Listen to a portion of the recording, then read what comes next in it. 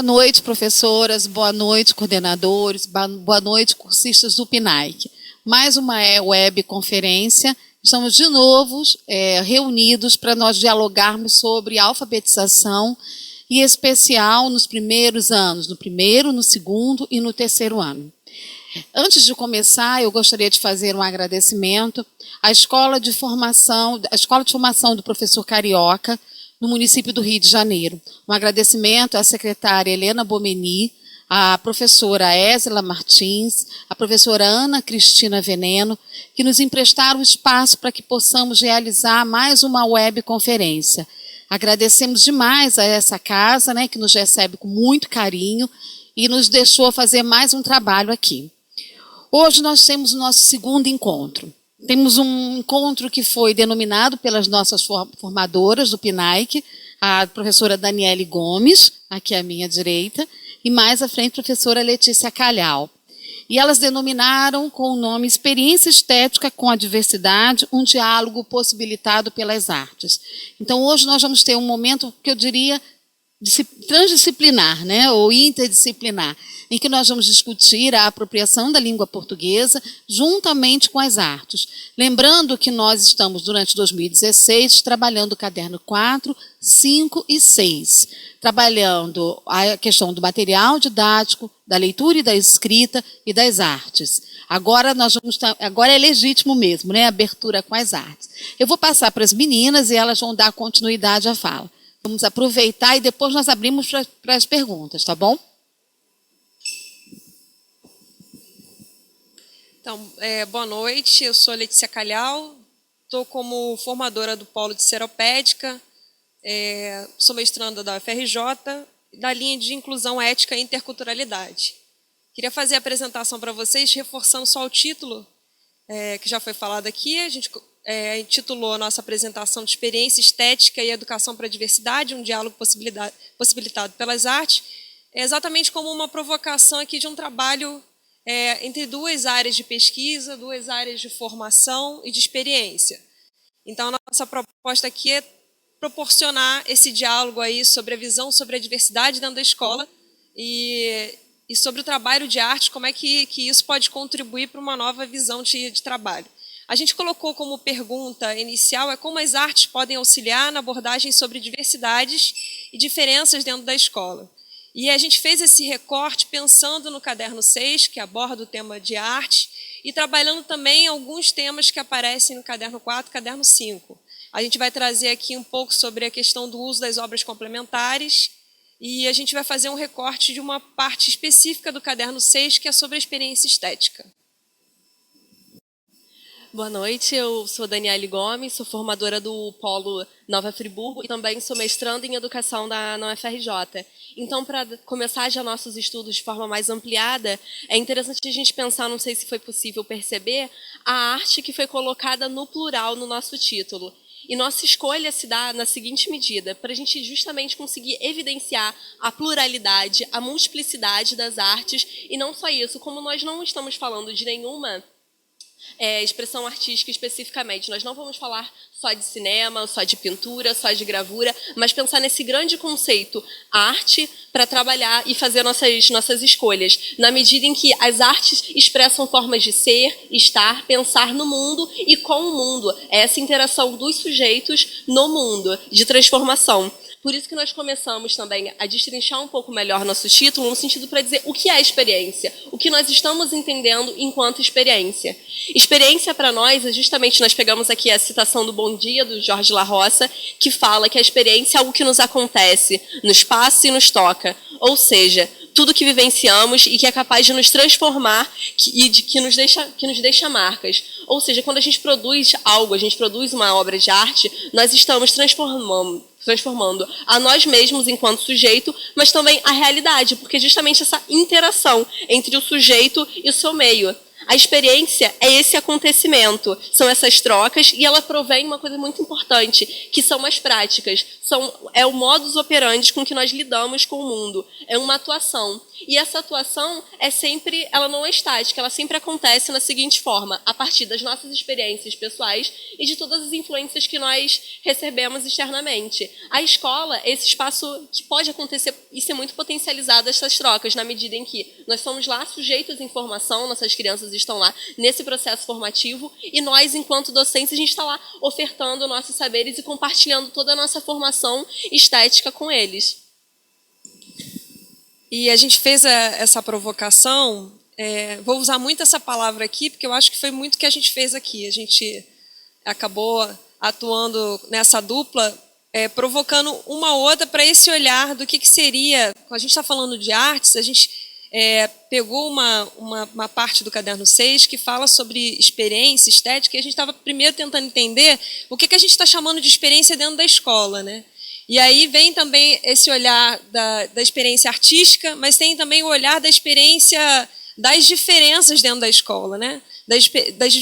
Das experiências dos educadores, dos professores, dos alunos. Então, a gente está tentando fazer essa leitura de cada termo, pensando tanto na questão da diversidade, e aí quando eu estou falando de diversidade, eu estou falando de pluralidade cultural, que aparece tanto nos parâmetros curriculares, aparece no nosso material, e a gente está falando também da experiência artística, porque muitas vezes a experiência artística parece para a gente um pouco distanciada. Para algumas pessoas, acho que está fora dessa possibilidade da vivência artística, né? E quando a gente traz essa questão da estética, a gente também está tentando problematizar para quem essa arte, né? A quem está se dirigindo esse tipo de arte, né? Quando a gente pensa de arte, a gente pensa arte erudita, né? Então, essa provocação é uma experiência para todo mundo? De que tipo de experiência a gente está falando? Por conta disso, a nossa escolha se deu em trabalhar com a estética a partir dessa conceituação grega, que é a estética. E segundo nós recorremos à etimologia, e segundo o dicionário etimológico, estética é que tem a faculdade de sentir ou de compreender, que pode ser compreendido pelos sentidos. Ou seja, essa relação dos sujeitos que são sensíveis e que recebem o mundo a partir dos seus sentidos e das suas sensações. A gente fez questão de evidenciar isso, por quê? Porque atualmente o sentido de estética, ele tem houve uma deturpação. A estética acaba sempre se relacionando com o belo, com uma certa adequação. E a gente pensando no sentido de experiência estética como pluralidade, a gente pensa em subverter esse sentido. Tanto é que é muito comum a gente falar atualmente de vão num esteticista. É como se fosse o profissional para deixar alguém bonito, para provocar um embelezamento. E nosso sentido não. É pensar, a gente quer provocar quase que uma equidade ontológica, no sentido de que todos são sensíveis, todos têm sentidos e percebem o mundo de diversas formas. Você pode pensar assim, o cego. O cego, ele não tem um sentido. Na verdade, assim, ele pode não ter, mas ele percebe o mundo de outras formas. Ele continua tendo tato, tendo paladar. Então, assim, a relação que ele tem com o mundo é diferente do que um vidente, por exemplo. Mas essa relação estética de afecção com o mundo e de troca com os sujeitos está ali dada. Então, assim... Ai, perdão, desculpe. Então, assim, essa relação dos sujeitos com o mundo, de sensibilização a partir das experiências e a partir dos sentidos, é o que a gente também vai tentar trazer na nossa fala posteriormente. E o que a gente está tentando evidenciar enquanto experiência estética, que não é uma experiência de algo que seja agradável, mas que é algo que potencialize nossos sentidos e que possa nos humanizar, como a gente vai ver na citação posterior, que nós, inclusive, pegamos aqui do caderno, que está na página 72 do caderno 6, que é isso, a experiência estética. Entendemos a partir de La Roça que as experiências são aquelas vivenciadas que nos provocam, nos desacomodam, nos fazem pensar e refletir, nos tiram da passividade, nos atravessam e nos humanizam. Porque também a educação faz parte desse processo de humanização, de provocar aberturas do sujeito que está no processo formativo para o mundo, para interagir com a alteridade de outra forma. A nossa aposta, como já ficou bem claro, é nas artes, mas a gente vai tentar explorar isso um pouquinho mais. Então, continuando a citação do caderno. Se defendemos ao longo deste caderno uma visão ampliada para pensar arte, estamos querendo dizer com isso que as experiências estabelecidas por meio do contato com diferentes campos, espaços, modos de circulação e apresentação da arte, nos espaços institucionalizados ou não. Então, é muito interessante essa questão do ou não para pensar a escola, como ela pode adentrar e provocar com a arte, provocar outros tipos de experiências e de vivência no mundo, na medida em que ela é um espaço institucionalizado, mas que ela também pode possibilitar a criação. Então, continuando, com os diferentes modos de pensar e produzir arte, são, portanto, experiências estéticas que contribuem não apenas para a nossa cognição, mas também para a nossa humanização.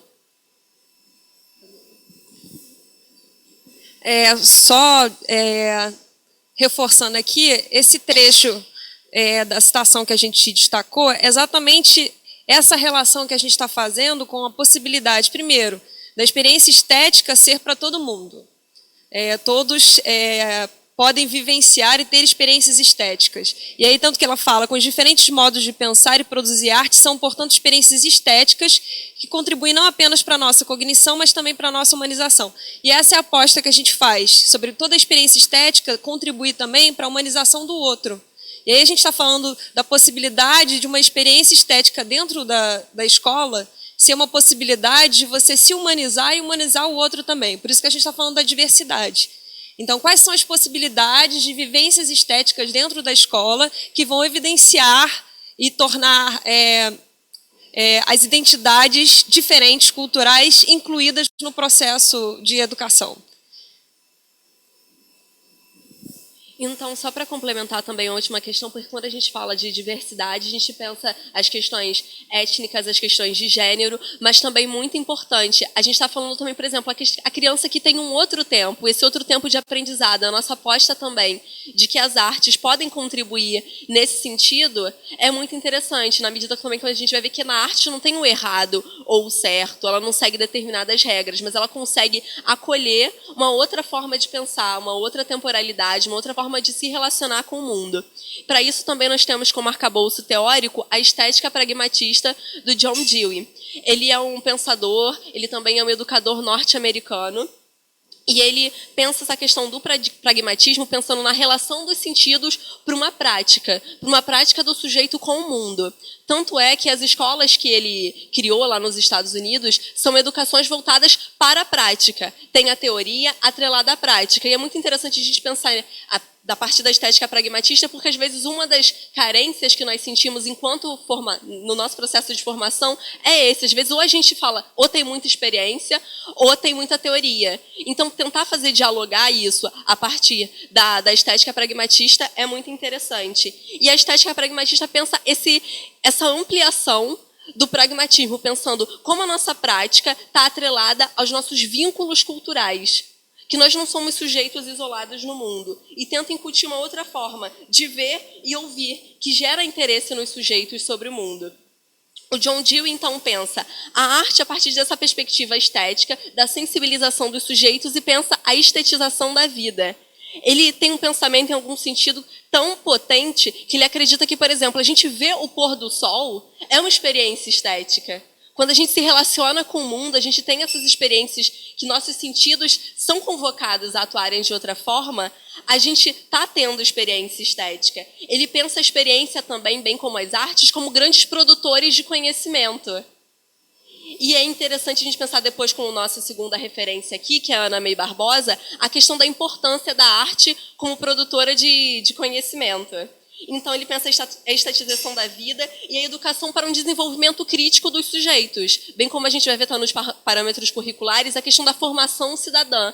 O Dewey também pensa essa questão, atreladas à questão da liberdade e da democracia. Você consegue pensar em algo mais democrático do que acreditar que todos são sensíveis esteticamente, todos são capazes de se sensibilizar com uma experiência estética e artística? Porque para ele é interessante a gente pensar que o estético e o artístico, eles estão na mesma dimensão, eles não são a mesma coisa. Ele acredita que a vida pode ser estetizada, a gente pode ter uma outra vivência, uma vivência mais sensível.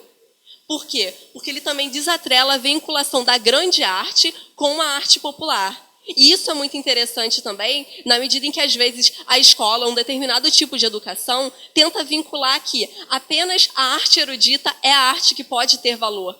Mas não, com essa percepção da estética pragmatista do Dewey, a gente consegue acolher a cultura e as vivências dos estudantes e de qualquer outra alteridade. Então, assim, é muito interessante pensar essa perspectiva do Dewey para a gente pensar assim, como a gente consegue possibilitar diálogos que envolva outra forma de perceber o mundo a partir das artes. A nossa outra referência também é a Ana May Barbosa. É muito interessante que ela faz uma diferenciação entre arte, ensino de arte e ensino com arte.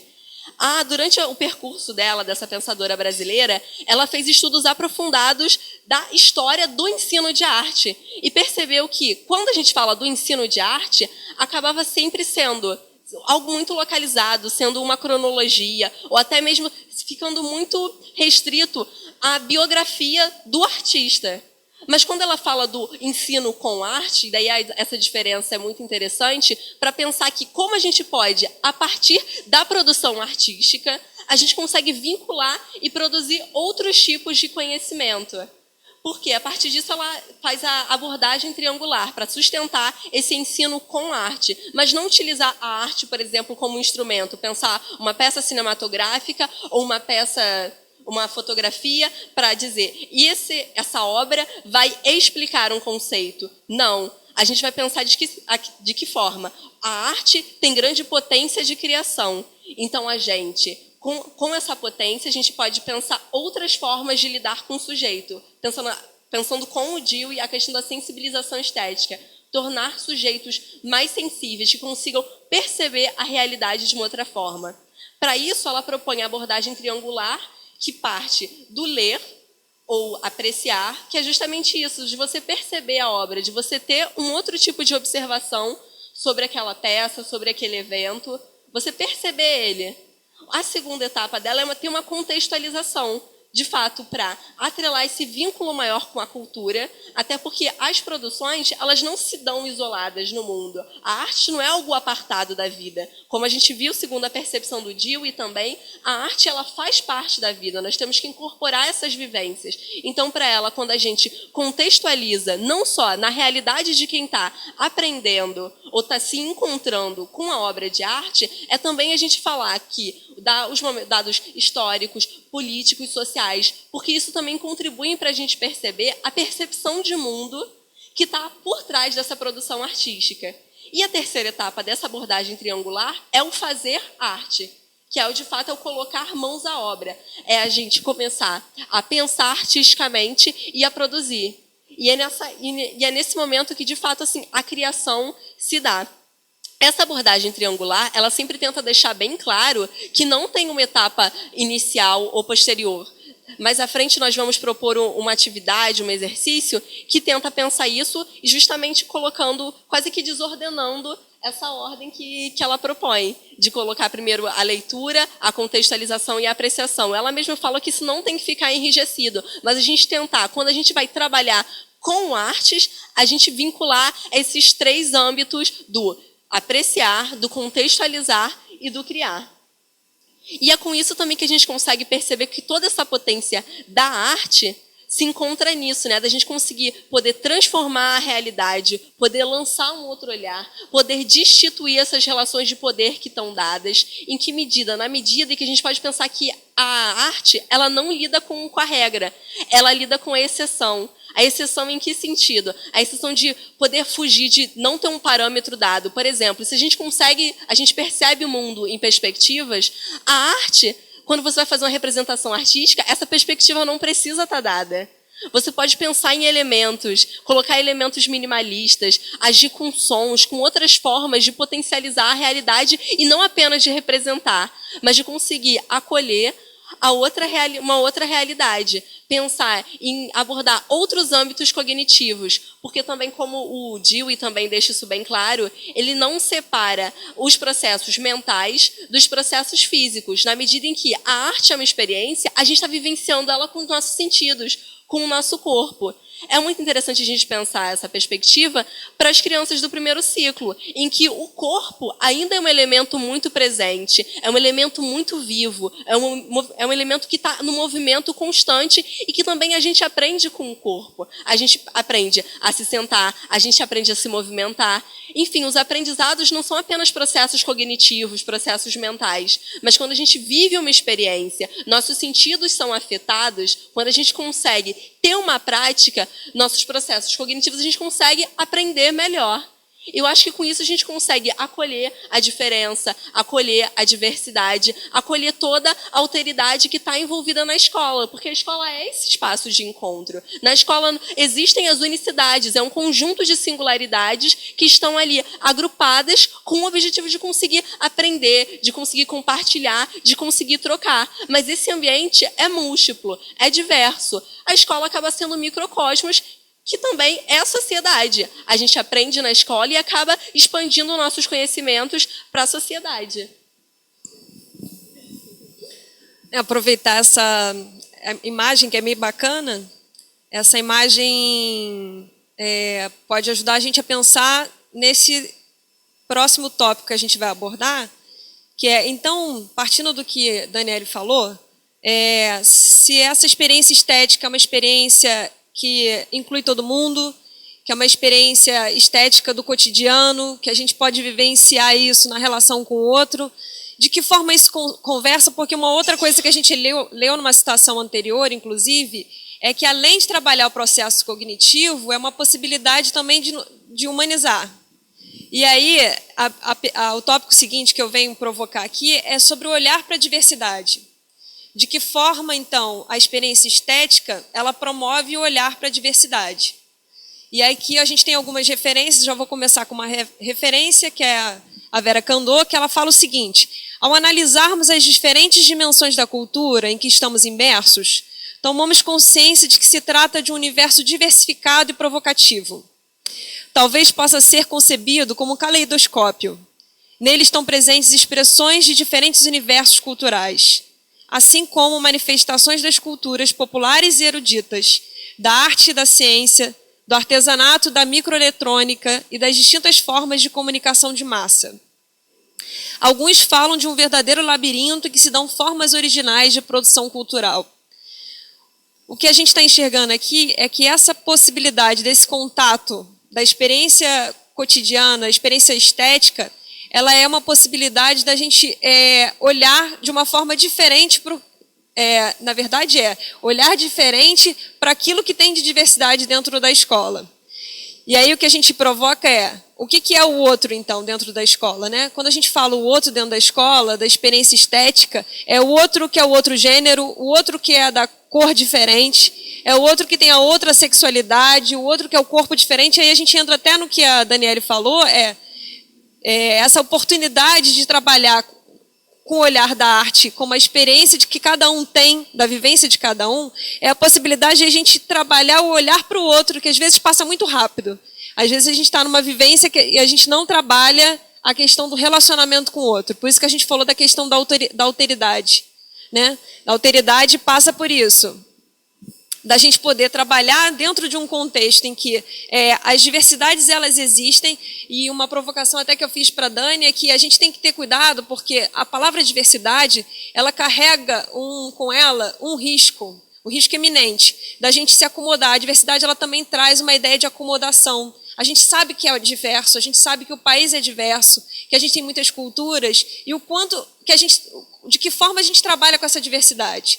Então, a palavra diversidade, às vezes, a gente trabalha junto com a palavra diferença, até para pensar nisso.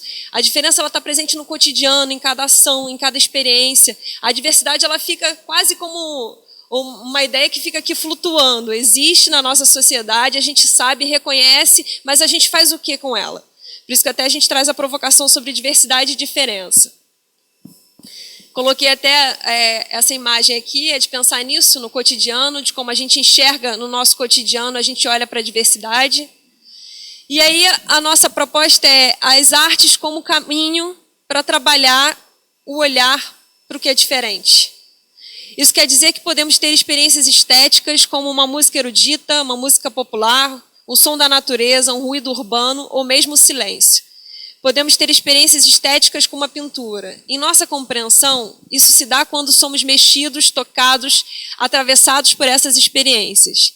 E esse é o momento quando a gente fala, é o momento da sensibilização, é o momento da humanização, que talvez seja o momento mais propício para a gente trabalhar o relacionamento com o outro.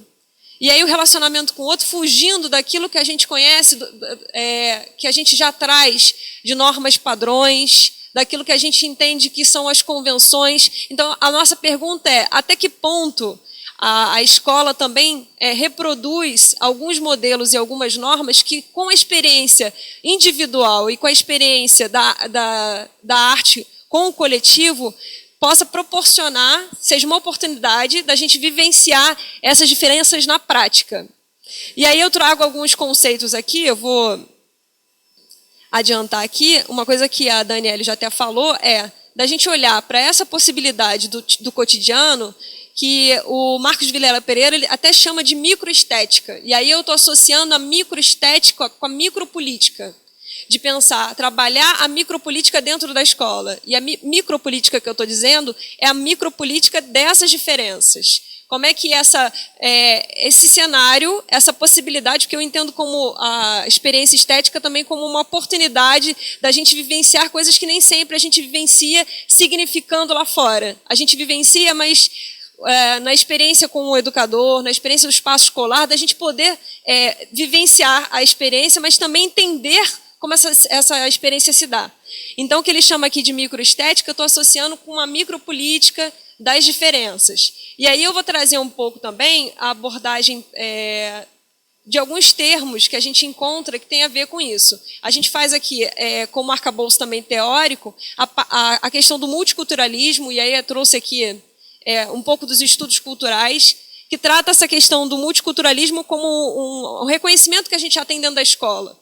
Mas a gente tem uma referência muito bacana, que é da Ana Iveni, que é até uma professora da UFRJ, que ela ajuda a gente a entender que existem tipos de multiculturalismo. Existe um multiculturalismo que a gente poderia chamar de um multiculturalismo mais conservador. E aí ele escolhe, a gente está vivenciando esse multiculturalismo, a gente escolhe o tempo determinado, o espaço determinado para falar de algumas diferenças. A gente poderia até que citar aqui, existe um momento certo para a gente celebrar talvez uma data, dia do índio, fazer uma celebração estética sobre os índios, só que isso é um recorte temporal. Isso tem momento específico para acontecer. Quando a gente fala de um multiculturalismo que é interacional, é pensar como é que essas culturas... Ok, a gente já reconheceu, a gente sabe que existe, a gente sabe que o Brasil é o país de muita miscigenação, de muitas culturas envolvidas, mas como é que essas culturas elas aparecem no ambiente escolar e vivenciam no ambiente escolar todos os dias? E aí que a gente está falando do multiculturalismo interacional. A gente fala de multiculturalismo, a gente está falando de identidade cultural. Existem identidades culturais diversas dentro da escola. Mas como que elas interagem? E aí a gente tem que pensar sobre isso. Interage num momento específico? Interage numa celebração específica que a gente determinou para isso? E aí talvez, por meio das experiências estéticas, a gente trazer isso à tona. Eu vou dar um exemplo para ficar mais claro para vocês. A gente usou até uma referência que está dentro do caderno 6, que é uma referência de uma pesquisadora que trabalha com essa questão da interculturalidade estética do cotidiano, que é a Ivone Mendes. Ela tem um trabalho sobre isso, que ela faz um recorte dentro da escola, que é trabalhar a questão das identidades culturais com as famílias dos alunos. Então, ela faz um trabalho no sul do Brasil, com a questão da interculturalidade, e ela faz o recorte com as mães e as mulheres envolvidas, as mulheres dessa comunidade, dessa escola, das famílias, e como elas, qual é a bagagem cultural que elas trazem. Então, ela vai fazer um trabalho específico com as mulheres dessas famílias das crianças que estão dentro da escola. Então, ela faz um recorte cultural e traz para dentro da sala de aula todas essas experiências, mas não tem um momento específico, né? E aí é essa provocação que a gente está fazendo. Tem um momento específico para isso acontecer? E aí a gente lembra, eu trouxe inclusive para isso, os objetivos dos temas transversais para o ensino fundamental. E eu coloquei aqui 3 objetivos, vou ler um para vocês, que Um deles é conhecer e valorizar a pluralidade do patrimônio sociocultural brasileiro, bem como aspectos socioculturais de outros povos e nações, posicionando-se contra qualquer discriminação baseada em diferenças culturais, de classe social, de crenças, de sexo, de etnia ou outras características individuais e sociais. E aí, de novo, a proposta que a gente está fazendo é da gente aproveitar a oportunidade do trabalho no ensino fundamental com as artes para trazer essas experiências estéticas que são toda e qualquer experiência estética, tudo aquilo que passa pelos sentidos, e com ela trazem históricos, trazem vivências, valores, para a gente poder vivenciar isso na escola, e aí, inclusive em espaços e momentos que antes a gente não conhecia. Aí o que a gente traz também de problematização é, se a gente está falando de cultura, se a gente está falando de identidade cultural, qual é a cultura da escola? Será que é uma cultura igual para todas as escolas? Mas será que isso faz sentido? E as identidades culturais que estão dentro daquele contexto específico? Como é que elas aparecem? Como é que elas estão marcadas no espaço? Que é uma pergunta que a gente se faz, né? Então, como é que as identidades estão marcadas no espaço da escola? E a gente está falando do espaço da escola, a gente está falando do espaço específico. Eu não estou falando só do mural, eu só estou falando daquele mural que é para as datas específicas, comemorativas. A gente está falando de todo o espaço da escola. Como é que essas pessoas que estão dentro da escola, esses alunos e alunas, eles estão representados dentro da escola? Como é que a cultura familiar, a cultura de identidade nacional, regional, aparece dentro da escola? Então, essa é a problematização que a gente faz e de que forma a gente atua por meio das artes. E aí eu acho bem bacana, porque o Caderno 6 ele já faz essa provocação, dizendo o seguinte: primeiro, nosso conceito de cultura, o conceito de cultura e estética que a gente está considerando é contemporâneo. Cultura é qualquer produção feita pelo ser humano. E estética é tudo que passa pelo sentido. Isso já nos dá um conforto de pensar, então, todas as possibilidades e experiências são bem-vindas à escola, né? Então, a gente pode sair daquele lugar de privilegiar algumas manifestações culturais. Então, eu trouxe para vocês esses objetivos dos temas transversais para pensar nisso, que não deveria existir um momento específico. E até fiz um recorte de coloquei algumas sugestões de pelo menos 2 obras que aparecem, obras complementares, que falam sobre diferenças.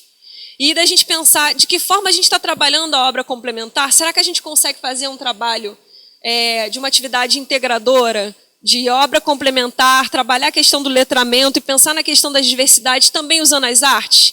E a gente fez até uma provocação, uma problematização. Tem livro falando sobre as canções africanas, tem livro falando sobre a cultura indígena, mas até que ponto a gente faz esse trabalho de experiência estética, de pensar na pintura, de como a pintura se manifestava no corpo dos indígenas, por que era marcado, quais eram os ritos que aconteciam, o valor dos ritos para aquelas famílias indígenas.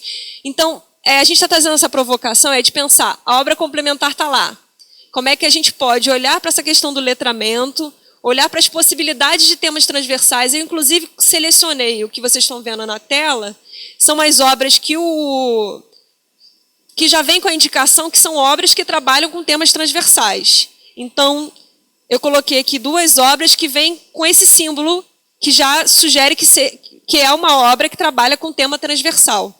Então, uma é sobre História de Nossa Gente, que fala exatamente isso, sobre a formação do país, qual foi a contribuição dos africanos, indígenas. E o outro livro é O Menino Nito, então, O Homem Chora ou Não, que fala mais sobre uma questão de gênero.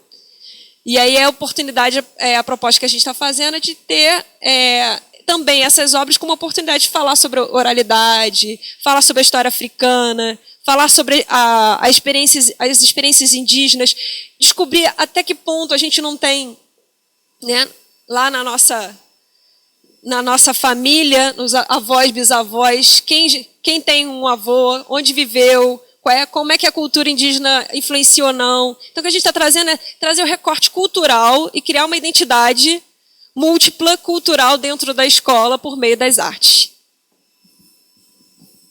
Então, a partir de todas essas questões e de pensando como a gente pode extrapolar e pensar em atividades que recoloquem nossa prática, a gente pensou num exercício mais voltado para os formadores, que seria esse reenquadrando olhares e práticas, que a gente vai pensar a questão tratada no caderno 4, a questão do uso das tecnologias e também do caderno 6, desse encontro com as artes.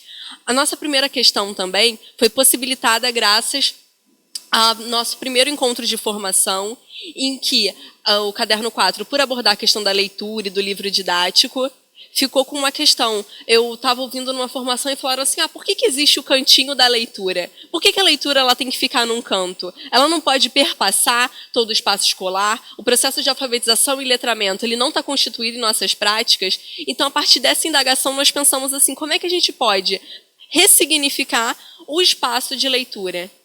Por isso que a gente não colocou, por exemplo, o canto da leitura, enfim, mas esse espaço, como a importância que a leitura tem dentro do processo de alfabetização. E a gente também está fazendo um diálogo com uma questão que apareceu no caderno 6, que se a experiência estética é para todo mundo, como é que o professor... que tipos, ou se está vivenciando, que tipos de vivências estéticas tem no cotidiano dele, dentro da escola. Então, a provocação que a gente faz é para o olhar que a gente está falando para a diversidade, reenquadrar o olhar e algumas práticas já recorrentes, a gente reenquadrar esse olhar. A gente rever essas práticas, talvez pensando nessa questão das identidades culturais que tem dentro da escola. E aí a gente repensar essas práticas por meio de algumas... eu vou dizer, algumas técnicas artísticas, algumas técnicas específicas. A gente colocou como objetivo, o primeiro ponto é ressignificar o espaço da leitura. A gente está dizendo que esse espaço da leitura, em função das identidades, em função das mudanças que acontecem, ele deveria ser ressignificado com frequência. Deveria ser um espaço de ressignificação. E aí deveria envolver o professor, os alunos nesse processo. O segundo tópico... também isso, acho que a questão do ressignificar o espaço de leitura é a gente pensar também não só numa obra literária, porque a literatura também é uma grande expressão artística, inclusive muito renomada, com grande prestígio social, mas pensar o que a gente pode extrair de uma obra literária, como a gente pode trabalhar com artes, né, se referindo à perspectiva da Ana May, mas como é que a gente pode extrapolar o que a narrativa está nos contando, mas que outros aspectos dentro de uma obra literária a gente pode abordar para além da história, que já está ali dada e a gente pode acessar, mas que outras experiências estéticas a gente consegue ter com a literatura. No primeiro momento, a gente continua, por mais que, como a gente falou, que a diversidade carregue essa preocupação e esse risco do olhar acomodado para a diversidade, o que a gente está fazendo, a gente continua usando a palavra diversidade, mas o que a gente está dizendo então vamos olhar primeiro para ver o que a gente enxerga de diversidade dentro desse contexto, dentro desse espaço, dentro da escola. Então, o segundo objetivo seria representar essas diversidades. Porque um outro ponto de problematização que eu faço uma das questões maiores para a gente não é reconhecer que existem as diversidades, é representar essas diversidades. Então, essa é uma questão que aparece. A gente precisa representar essas diversidades dentro da escola. Então, meu comentário foi tentar buscar uma representação, buscar uma voz, sem cair nos estereótipos. Porque senão vai entrar na primeira questão que a Letícia falou dentro da análise lá dos parâmetros curriculares. Como é que a gente vai poder representar sem cair num senso comum ou no estereótipo, em algo muito localizado, mas sem tornar uma prática cotidiana? O terceiro ponto que a gente colocou é utilizar as ferramentas digitais no espaço escolar. E aí foi uma proposta que a gente já tinha feito de também utilizar essa possibilidade, trabalhar as ferramentas digitais, até como uma forma de integração entre eles. E também porque é um dos temas que perpassa o caderno 4, é um dos questionamentos que estão lá, o uso das tecnologias digitais, e também porque é uma demanda contemporânea, porque cada vez mais as crianças têm acesso muito cedo às tecnologias digitais, em especial o celular e o tablet. E muitas delas acabam levando para a escola, por mais que tenha uma lei que proíba, mas acaba sendo inevitável. As crianças desde cedo estão em contato com isso, e nós também. Então, como é que a gente pode transformar esse artefato, que é tão comum, a gente tentar buscar um uso pedagógico para ele, poder potencializar os saberes que ele pode conter e que a gente pode se relacionar com eles de uma outra forma. Na sequência, a gente colocou como objetivo ressignificar os espaços de convivência e a gente está ampliando o olhar, né? A gente está ampliando o olhar que a gente fez para o espaço da leitura, da gente pensar também em ressignificar e reolhar, poderia dizer assim, os espaços de convivência. Aí a gente está ampliando para toda a escola. Então, de ter também essa possibilidade, num segundo momento, a gente ampliar essa ressignificação para todos os espaços de convivência dentro da escola. Partindo do princípio que essas identidades que a gente acabou de falar, elas estão dentro dos espaços, né? Foi o que a gente até comentou, não é só no horário do intervalo, não é só na hora do recreio, essas identidades elas perpassam todo o espaço da escola. Então, como é que a gente pode ressignificar o olhar para a escola como um todo, como espaço de convivência? E, por último, construir o conhecimento junto aos professores. Então, essa nossa proposta tem um momento também de construção coletiva. Então, esse momento também de ressignificação é interessante para a gente pensar também que esses espaços de convivência, como a gente está nessa perspectiva de colocar o corpo, e ele também como um grande elemento de conhecimento, de pensar, por exemplo, que aprendizados são mobilizados quando as crianças estão brincando coletivamente no recreio, ou quando elas estão recebendo a merenda na escola, que são espaços de convivência coletiva, de interação com seus pares e com outros, mas que também existem aprendizados que são sociais, de todo um processo educativo que não se restringem aos processos da educação formal. Então, a gente também são mobilizados outros saberes, outros conhecimentos, outras trocas nesse espaço de convivência. Por isso, também, como a gente tem essa perspectiva de uma educação que promova a humanização, ter esse espaço da coletividade, da colaboração e da construção do conhecimento em conjunto é muito importante.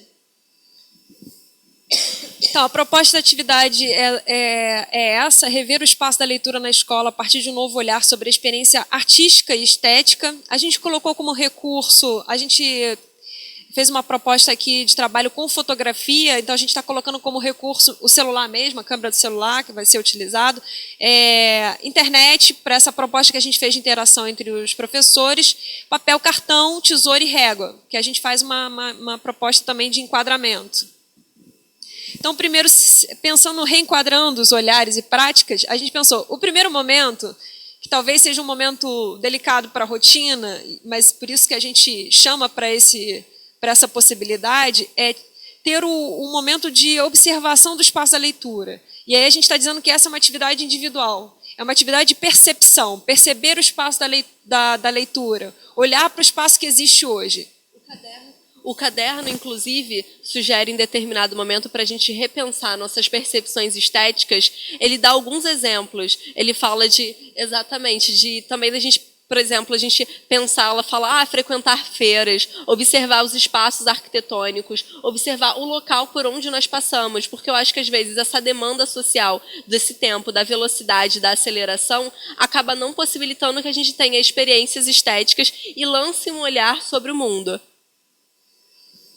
A gente tem até um exemplo quando fala desse espaço da leitura, que apareceu no caderno também, que eu achei até bacana, de alguma forma faz essa relação, porque é um exemplo em Minas Gerais, e aí tem o trenzinho lá dos livros, e aí a proposta que a gente está fazendo é olhar mesmo para esse espaço, pensar na potencialidade dele cultural, como é que ele representa a região, mas não só a região, esses alunos, entendendo até também que, a partir do momento que você representa aquela identidade cultural, você está criando uma relação com aquela identidade. Você está criando uma relação com aquele aluno ou com aquela aluna que está sendo representado. Então, a relação dele com os elementos dentro do espaço da leitura é potencializado, né, pelo reconhecimento daquela identidade. A gente colocou aqui um exercício do enquadramento. Né? A gente tem aqui a contribuição de duas áreas diferentes. Daniele, com muita prática no cinema, então a gente fez a proposta da fazer a fotografia desse espaço da leitura, mas primeiro a gente vai fazer um exercício do enquadramento. Vou deixar você explicar. Então, na verdade, é porque assim, é muito comum a gente pensar no cinema e na fotografia que o enquadramento, a forma como a gente posiciona a câmera, ou que a gente pensa em posicionar o nosso espectador, a quem nós estamos nos direcionando, diz muito sobre a imagem que está sendo produzida. No cinema nós temos vários, que é o plongé, por exemplo, que é quando a câmera fica nessa posição e aí a pessoa que está sendo representada acaba ficando quase que diminuída ou menor.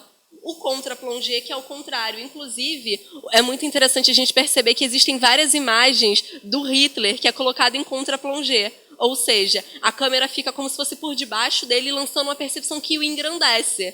Então, assim, a imagem que está sendo representada é desse homem grandioso, o que fazia muito sentido. Assim, as imagens são produzidas com determinadas percepções. Exatamente. Existe um ângulo que é muito interessante, que é o zenital, que é quando a câmera está por cima e ela pega todo um plano. Então, às vezes, é para você dimensionar um espaço em que as coisas estão, dimensionar uma grande área verde. Então, assim, o posicionamento da câmera nos fala muito o que nós queremos representar e como nós queremos representar.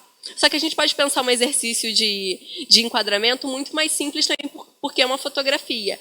A gente pode usar tanto nossas mãos, que é fazer assim, ou então isso, assim, como se a partir disso a gente fosse selecionar e, de fato, observar o que a gente vai querer enquadrar, o que a gente vai querer evidenciar, o que a gente vai querer mostrar, o que a gente vai esconder e como a gente vai apresentar isso para o outro. Esse que é a grande questão, porque a partir do momento que você lança um outro olhar para esse espaço, você tem que compartilhar ele de alguma outra forma, ou da forma mesmo como você está vendo, com um plano médio, que é assim. Você fala assim, é dessa forma que eu estou percebendo essa realidade. Por isso que nós damos duas sugestões. Tem o link aí, e o link mostra é como se fosse exatamente uma moldura feita com cartolina, que nos ajuda a pensar a forma como nós estaremos fazendo esse enquadramento, ou então mesmo com as mãos, que muitos cineastas já faziam. E por isso que nós partimos depois desse olhar e dessa seleção, de pensar, bem como às vezes, quando nós vamos fazer nosso planejamento, nós selecionamos os conteúdos, o que será abordado, quais obras serão abordadas, a gente também vai fazer isso aqui com uma imagem. A gente vai pensar, o que a gente vai mostrar? Então, a partir disso, a gente sugere fazer 3 fotografias com enquadramentos diferentes, para a gente, de fato, explorar aquele espaço, explorar como é que a gente pode circular por esse espaço de uma outra forma, como o nosso corpo vai se portar nele de outra forma, como a gente vai interagir, ter uma experiência estética, não é essa mesmo, que é mediada pelos sentidos, de uma outra maneira. A gente faz esse momento inicial, esses 3 passos, a gente está fazendo um trabalho de percepção individual. É o olhar do professor, da professora, a interação dele. A gente até falou sobre algumas referências, como trabalhar também a ideia de olhar apreciativo, dele olhar para aquela realidade enxergando as potencialidades. E o quarto momento, e aí que a gente fez a escolha de usar também a possibilidade das tecnologias. A gente até sugeriu algumas ferramentas que a gente colocou aqui, como Instagram, Tumblr, Pinterest, Facebook, de acordo com a possibilidade de cada professor. O que a gente está pensando aqui é de fazer essa exposição, criar um álbum, fazer a exposição, usando as tecnologias e compartilhando essas imagens com outros professores. E aí a nossa proposta é, a partir do momento de ressignificar o espaço coletivo, não fazer uma ressignificação apenas pelo olhar que foi registrado, o olhar individual. E aí essa é a etapa do trabalho coletivo. A gente fazer o trabalho de ressignificar, repensar o espaço junto com outros professores e aí, na medida possível, também junto com os alunos, com as alunas. A partir do seu olhar, do que você enxergou, compartilhar por meio da exposição e, a partir daí, poder fazer um outro espaço, uma outra imagem, uma outra fotografia daquele espaço. E aí a gente colocou algumas questões para poder orientar esse momento de ressignificar, né? Como se olha para as questões cotidianas? O que dizem a você as escolhas de enquadramentos dos professores e professoras? Como as imagens representam os alunos e as alunas? Além disso, a gente vai pensar como as realidades das escolas representam a diversidade na comunidade e se as realidades das escolas dialogam. E esse momento é muito interessante também, ainda mais porque contemporaneamente nós somos inundados por muitas imagens, sejam elas pela televisão, pela internet, pela própria tecnologia digital, o celular. Então, assim, a gente vai perceber como a gente está representando e como a gente está percebendo essas pessoas que constituem o espaço escolar. Eu acho muito interessante a gente pensar, por exemplo, nesse item 3, como as imagens representam os alunos e as alunas. como eles estarão representados? Eles estarão lá presentes? E se não estiverem, a gente pensar assim, por que estavam? Por que não estavam? Porque pensa assim, essa imagem, o que essa imagem está nos dizendo? Por que nós escolhemos determinado ângulo? Bem como eu dei o exemplo lá de como o posicionamento da câmera faz com que o espectador se sinta de determinada forma, a gente pensar o que nós escolhemos e por que nós escolhemos fazer esse determinado posicionamento e representar esse espaço que acaba sendo tão caro à escola, o espaço da cultura letrada, né, dessa maneira. E aí a gente entende que existe aí uma grande possibilidade da gente rever alguns espaços, rever algumas situações, olhar de novo sobre quem são essas pessoas que compartilham o espaço conosco, quem são esses alunos e alunas. E aí a gente faz essa proposta. Agora, em grupos, vamos trabalhar com espaços representados, podem ser ressignificados. A nossa provocação é exatamente isso. A gente acabou de dizer que a estética do cotidiano, ela nos humaniza. E a nossa proposta de atividade é promover uma atividade em que o olhar possa ser humanizado sobre o que está presente no nosso dia a dia. Coisa que geralmente a gente não enxerga, coisa que geralmente passa desapercebido, ou que a gente coloca ali numa gaveta esquecido, ou que a gente aborda de uma forma de marginalizar algumas situações, algumas possibilidades de vivência. O que a gente está apostando é que essa experiência também possa sensibilizar o olhar do professor, da professora, para essas experiências dentro da escola. A gente está apostando nessa possibilidade. E, para além disso, a gente pensar o que a escola ainda pode ser esse espaço não só de encontro, mas de descoberta e de criação, de que sempre existem lá outras possibilidades, que ela não se restringe ao que está lhe dado. Eu acho que essa é a grande grandeza e o maior ponto de convergência entre as artes e a educação no espaço escolar, que é isso, porque ela sempre está ali, sempre se renovando, sempre existe muita vida, sempre existe muita potência. E a gente pensa que a partir de atividades simples, a gente ressignificar nosso olhar, ressignificar nossas práticas, tentar ter outros bons encontros nesse local, a gente consiga aprender e compartilhar muito mais. A gente, desde o início, está fazendo apostas, a gente fez relações com o caderno, isso aqui partiu mesmo de uma proposta que apareceu no caderno da relação da interculturalidade com a experiência estética. A gente entende que a gente não, desde o início, a gente está fazendo provocações, são provocações entre a gente, para vocês, mas, enfim, a gente pensando que não é uma proposta fechada, que não se encerra aqui, que não existe uma fórmula de sucesso para trabalhar com diversidade, nenhuma estratégia específica para vivenciar artes. Então, a gente está dizendo que desde o início até o fim, isso aqui é mais uma provocação, uma problematização do que uma resposta exata sobre como se deve trabalhar a arte. E aí, para continuar com essas provocações, a gente colocou aqui alguns itens, fazendo até a proposta da gente, vamos continuar essa conversa, vamos continuar essa problematização. A gente deixou aqui para vocês algumas provocações a mais que podem gerar outras ideias de atividades além da nossa. A gente colocou aqui provocações. O olhar pode humanizar, mas ele também pode desumanizar. E aí o que a gente faz com isso, né? As diversidades podem se tornar banalizadas, ou o olhar sobre elas pode se tornar automatizado.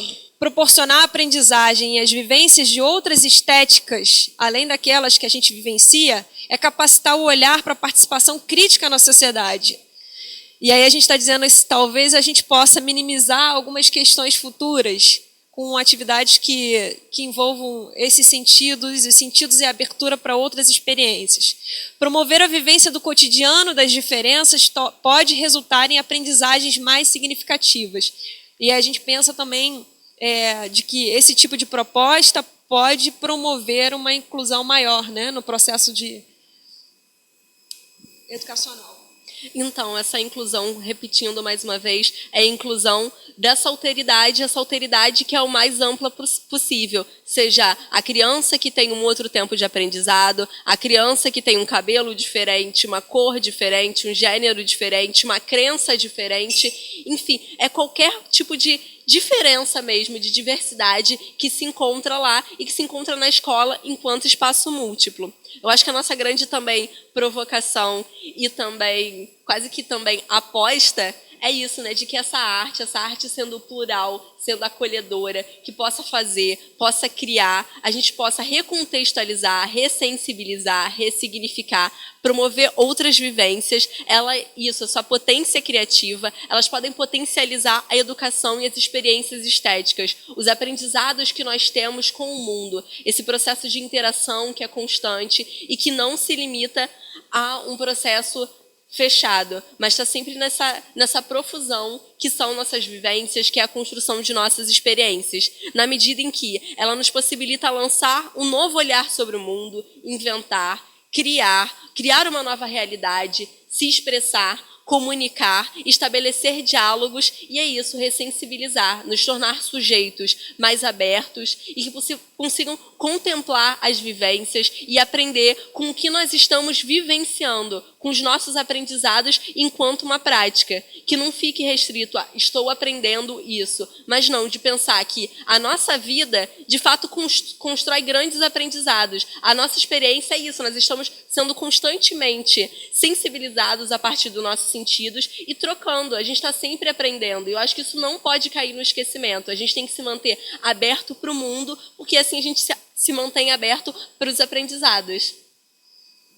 Então, é isso, a gente quer agradecer e deixar aqui uma fala final do Boaventura de Souza Santos, que é uma referência que a gente utilizou também na nossa apresentação, que é lutar pela igualdade sempre que as diferenças nos discriminem e lutar pelas diferenças sempre que a igualdade nos descaracterize. Obrigada, boa noite a todos.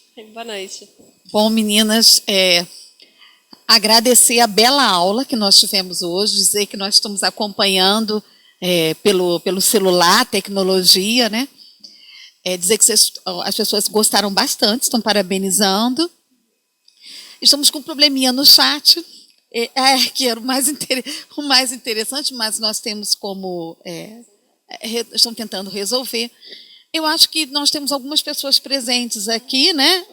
E que nós podemos começar um debate por aqui. Enquanto vocês falaram, eu acho que hoje eu aprendi o significado de estética. Eu gostei muito da ideia de que não é a beleza, mas é a sensibilidade. Estou certa? Percepção, né? E isso acho que tem tudo a ver com uma criança de 6, 7 e 8 anos. Eu gostaria de perguntar, fiquei o tempo todo ali pensando como nós temos algumas disciplinas que se tornaram importantes, como educação física para a criança, mas como a arte tem um valor enorme. E quanto tempo nós levamos para perceber isso? Nesse momento ainda corre de novo o risco, né? Eu fiquei pensando assim, qual é a importância das artes? Você deixou bem claro que é o plural, não é da arte, das artes. Das artes, e principalmente no primeiro, segundo e terceiro ano do ensino fundamental. Eu acho que é ali que começa tudo. E pode ser uma proximidade muito grande com a ideia de escola, né? Recuperar um pouco. Para vocês hoje que estão... Minha pergunta é, vocês hoje que estão no PNAEC, né? E língua portuguesa e artes, como é que vocês percebem, qual seria, né, a importância disso para uma criança tão pequena? Eu acho que, para mim, nós recuperamos aqui algo importante, né? Que estava em algum lugar, porque a gente valoriza sempre a literatura. Você falou da literatura, mas eu nunca tinha pensado nessa associação tão estreita, né? Quando vocês falaram Cantinho da Leitura, eu acho que minha cabeça foi longe. Eu gostaria que vocês falassem um pouquinho sobre isso, quer dizer, a importância das artes dentro da alfabetização. Eu acho que isso é uma coisa que talvez nós tenhamos que voltar em 2017 para poder trazer os outros campos curriculares tão significativos quanto, né? Então, eu acho muito pertinente essa pergunta e também eu agradecer aqui o Paulo Freire também, que tem uma referência que eu acho ótima. Ele tem uma frase que é muito boa e que eu acho que ela se mantém cada vez mais atual, que ele nos fala o seguinte, que a leitura de mundo antecede a leitura da palavra. E hoje em dia, Nós somos tão inundados. Imagina a nossa criança que já chega assim, além da gente pensar nesse sentido da estética, relacionado a essa sensibilidade, a criança que não sabe se expressar oralmente, a forma como ela interage com o mundo é a partir dos sentidos. Então, aí é quando as experiências estéticas estão mais afloradas.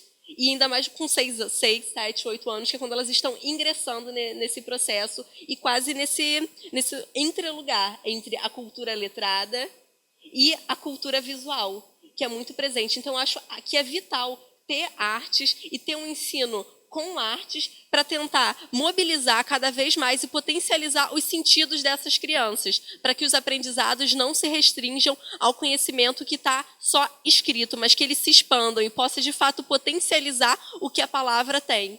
Porque a palavra também nos dá um sentido de mundo. Então, quando nós somos sujeitos mais sensíveis, mais abertos, a gente consegue entender que um conceito ele não se restringe àquilo que está dado. Por exemplo, quando você fala a palavra árvore, um pode imaginar um jatobá, o outro pode imaginar uma macieira. Então é isso, a gente só vai conseguir ter essa possibilidade de se encontrar com a diversidade na medida em que tivermos um ensino de artes que potencialize as nossas sensibilidades, os nossos sentidos, para que possamos acolher um mundo em que a linguagem escrita e oral está muito presente, mas que a linguagem também visual está, e que a gente consegue pensar ela de uma outra forma e principalmente vinculá-las. Na medida em que somos sujeitos mais sensíveis, porque eu acho que a grande tônica também que nós tentamos trazer é essa tônica da sensibilização. Que às vezes a gente tem tanta reclamação de, por exemplo, existem comportamentos egoístas. Mas por quê? Talvez porque a gente não cultive tanto o encontro com a alteridade, o acolhimento do outro. A gente não tem essa sensibilidade, não esteja aberto a ouvir, porque às vezes a gente só quer falar, às vezes a gente só quer ver, às vezes a gente não quer parar, escutar. A gente não está acostumado com o silêncio. Então, às vezes, as práticas artísticas, com uma condução mais aberta, mais plural, eu acho que possibilita tornar sujeitos mais sensíveis nesse sentido, inclusive. Que é esse de um sujeito mais aberto para o mundo, aberto à troca, à interação e a ter outra vivência. Que é essa vivência que não é da quantidade, mas da qualidade. Uma outra questão que eu acho muito cara hoje é a questão da atenção. Que a gente sempre fica falando, as crianças não têm atenção, elas são muito desatentas. Talvez elas não sejam, elas sejam sim dispersas. A atenção delas flutua por diversos campos. Mas quando às vezes nós somos convocados a ter um choque pela arte, ter esse encontro, existe uma obra que nos mobiliza, ou uma canção que nos leva para outro lugar. Então eu acho que a arte também possibilita nesse sentido, de gerar um outro ritmo atencional. Às vezes a gente tem que parar para ouvir com atenção determinada canção. E a partir daquele momento ela nos torna mais significativas. Então eu acho a arte vital nesses dois sentidos. No sentido de sensibilizar para o mundo, para que tenha os sujeitos mais humanizados, que foi o que a gente sempre tentou evidenciar, e nesse outro sentido, de buscar uma outra atenção para o mundo. Porque, inclusive, as tecnologias digitais acabam possibilitando essa dispersão, na medida em que tudo acaba sendo instantâneo. A gente vive no tempo do instantâneo. Nós tiramos uma foto, postamos, ela está lá. O mundo nos reconhece. Existe um grande aplicativo de mensagem instantânea. Nossa atenção é solicitada o tempo todo. E a criança também está nesse processo. Então, acho que com as artes, quando a gente é convocado tanto a apreciar, pensando na questão da abordagem triangular da Ana May, a ler de outra forma aquela obra, apreciar, entender em que momento histórico ela foi concebida e, principalmente, a fazer, nossa atenção, nossos processos cognitivos se voltam de uma outra maneira para o mundo. E eu acho que esse momento a gente pode pensar essa criação estética, visual, ou não, que pode ser uma escultura, ou nossa criação sensória, pensar também com encontro ao processo de encontro de produção da palavra e da leitura de mundo. Eu me lembrei que em Seropédica eu fiz até essa referência que me acompanhou uma imagem, no meu processo de alfabetização, me acompanhou uma imagem, e depois eu soube da narrativa qual era a história de uma bicicleta vermelha. E aí eu percebi que a bicicleta vermelha apareceu de novo quando eu fui fazer a formação em Seropédica. E eu fiquei pensando nisso, também na questão da possibilidade da arte trazer esse imaginário, trazer essa imaginação que está também vinculada e carregada de afeto. Para mim, aquilo ali tinha a ver com a minha história, com a minha identidade, com uma promessa e um desejo interno que era de ter uma bicicleta. Depois eu fui entender a história toda. Então, para mim, eu vejo também essa possibilidade do espaço do afeto por meio da arte, porque a gente construindo as identidades, assim, o espaço para ter o espaço para minha identidade, para minha história, para minha bagagem. Então eu vejo que a arte também ela possibilita o encantamento, mas ela possibilita também o espaço do afeto. Quando eu me sinto acolhida, e o acolhimento muitas vezes vem pela representação da minha história, de quem eu sou. Se aquela imagem tem uma relação comigo. Então eu vejo que a arte ela facilita a criar esse cenário de identificação e de afeto. Meninas, vocês querem fazer uma pergunta?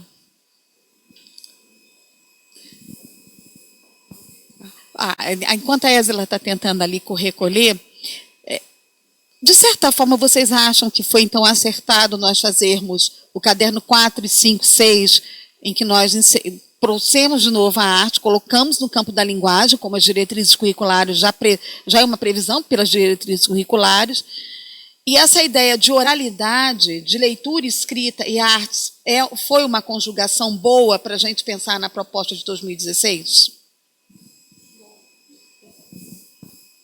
Eu vejo essa relação direta. Assim, a gente trabalhou muito... Quando a gente falou aqui, inclusive, dessa questão do trabalho das artes com a identidade multicultural, a gente está falando muito também da questão da oralidade, né? Então, eu vejo essa relação entre os 3 cadernos com a relação da proposta didática dentro da alfabetização. E eu vejo que dialoga muito. Quando a gente passou pela questão de pensar em como apareceriam as identidades culturais por meio das artes, não tinha como a gente não passar pela questão da oralidade, tanto que a gente fez uma referência também à questão da obra complementar, que apareceu no caderno 4. Quando a gente foi olhar para a obra complementar, a gente escolheu os livros que tratavam de algumas tradições orais, da questão da importância da oralidade como o repertório, como a história daquela identidade cultural. A gente viu isso na questão das canções africanas, da identidade indígena. A gente fez uma relação direta com a questão de como isso pode ser trabalhado por meio das artes. Então, você poder trabalhar uma obra complementar que trata a questão de uma identidade específica, usando uma estratégia artística e fazendo vínculo com ele a partir da relação dele com o livro. Então, eu vejo que é um percurso interessante. Vejo que tem um diálogo aí nos 3 temas.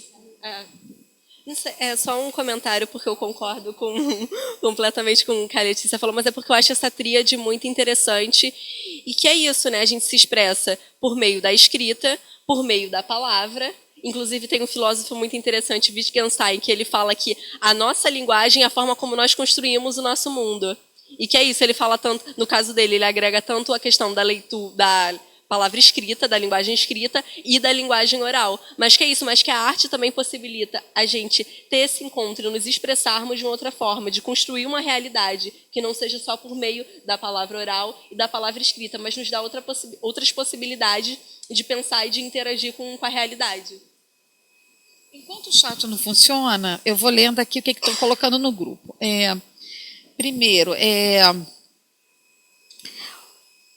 muitos estão parabenizando as duas, dizendo que foi maravilhoso. Ainda temos muito que aprender com as palestrantes sobre arte. Eu também considero isso fundamental. Tá? O chat já está por aí. Você me manda o que está pelo chat, ô Luiz, por favor. Foi outra pergunta. E aí já começa. Eu voto para que elas retornem em outros momentos. Nise de Campos complementa. As orientadoras de estudo de Campo de Goiás pediram para parabenizar as palestrantes. A Nilópolis pede que vocês voltem novamente. Por aí vai. Aí coloque, por favor, atenda nosso pedido. Então, vocês estão convidadas a retornar para poder falar de algo que parece que hoje vocês abriram a caixa de Pandora, né?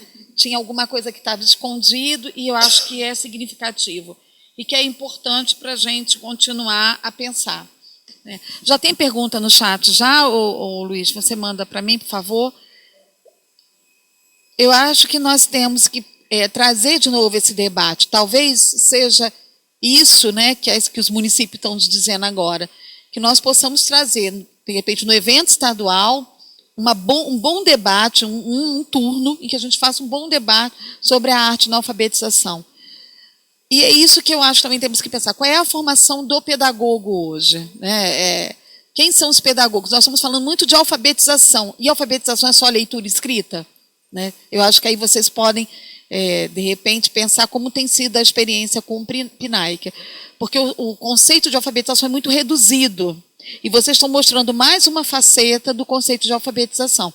E que a arte está trazendo para a gente, né?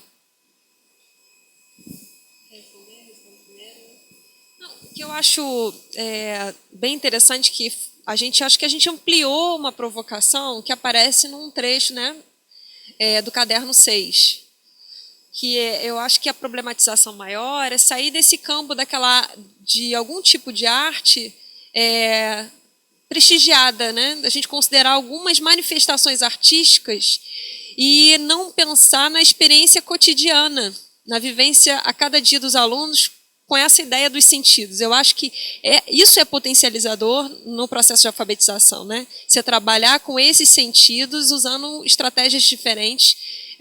E aí a gente fez, é claro que a gente fez a proposta da questão da diversidade, mas também entendendo a diversidade como representativa do processo de alfabetização também. Quando a gente fala de diversidade, a gente está falando também das diferentes formas e tempos de aprender, né? E será que investindo nesse tipo de proposta, de experiência estética, artística, será que a gente não abre também uma possibilidade de avanço? Não sei, fico na dúvida. Eu acho que é uma possibilidade da gente poder alcançar algumas pessoas, alguns alunos e alunas com um processo, né, um pouco diferenciado e talvez a arte poder ser um sensibilizador, abrir uma oportunidade para uma outra vivência. Não, já apareceu aqui. Há um comentário, se algumas afirmativas, a arte está ligada à identidade, sensibilidade e emoção. E alguém diz assim, mas cadê o recurso para fazer isso? Né? É uma questão, porque professor bota o pé no chão mesmo, é aquele que diz, e aí? Aí alguém está falando, se deixarmos de pensar nos recursos, deixaremos de proporcionar aos alunos não somente a arte, mas outras disciplinas. E alguém diz, educação estética é a aprendizagem não verbal? Tá? Aí eu vou deixar primeiro, tem duas questões aqui, a questão do recurso, né? E a gente sabe como nós temos hoje, e o que seria, e ela faz a pergunta, né? Educação estética é a aprendizagem não verbal? Então, essa questão do recurso, na verdade, da realidade material que a educação tem, é uma questão assim, que é muito sensível. Mas eu acho que sempre é possível, por exemplo, eu acho que quando nós usamos nossas mãos para fazer um enquadramento, ou mesmo recortamos um papel de cartolina e propomos uma outra forma do nosso corpo se posicionar pelo espaço escolar, ou de explorar outros lugares, outros espaços de outro modo, a gente já está provocando. E, por exemplo, pensando nesse processo de educação formal, a gente pode possibilitar essas vivências e depois pedir para que as crianças construam uma narrativa, ou que isso seja compartilhado coletivamente. Então, nós usamos ou as mãos, ou então a gente faz o recorte de cartolina que tem ali no link, você pode pensar em determinadas proporções, e a partir disso transformar isso numa experiência, numa vivência que pode ser compartilhada coletivamente. Ou então isso podem se tornar imagens, ou podem se tornar outras formas de narrativas que podem ser constituídas e que vão, além de fazer com que emerja a questão da identidade das crianças, também fazer com que eles se coloquem numa posição de protagonismo. Porque às vezes é isso, às vezes a gente lê uma história, mas não tem um reconhecimento. Então, quando você tem um lugar de protagonismo, a criança começa a ter voz, começa a ser escutada, eu acho que também é importante a gente ter esse movimento. Na nossa formação de Friburgo, foi muito interessante que nós promovemos, fizemos uma atividade prática em que os orientadores educacionais, os coordenadores, fizeram livros. E a gente teve um caso lá, uma experiência que foi meio... Hoje em dia a gente ri, mas enfim. A gente estava tendo o nosso encontro, a nossa extensão estourou. Começou a sair fumaça, pegou fogo, tinha uma menina grávida que a sorte ela tinha saído mais cedo, mas enfim. Mas essa experiência, ela virou uma narrativa e todos nós éramos personagens de um dos livros que foi feito. O pessoal fez um livro eletrônico, mas enfim, a gente pensou assim, como essa experiência pôde produzir alguma outra coisa? Como é que a gente saiu desse outro lugar e a gente pôde criar, a gente pôde construir uma narrativa e ser sujeitos históricos? Porque eu acho que a grande questão das artes, que para mim é muito cara, é a questão da criação e da inventividade.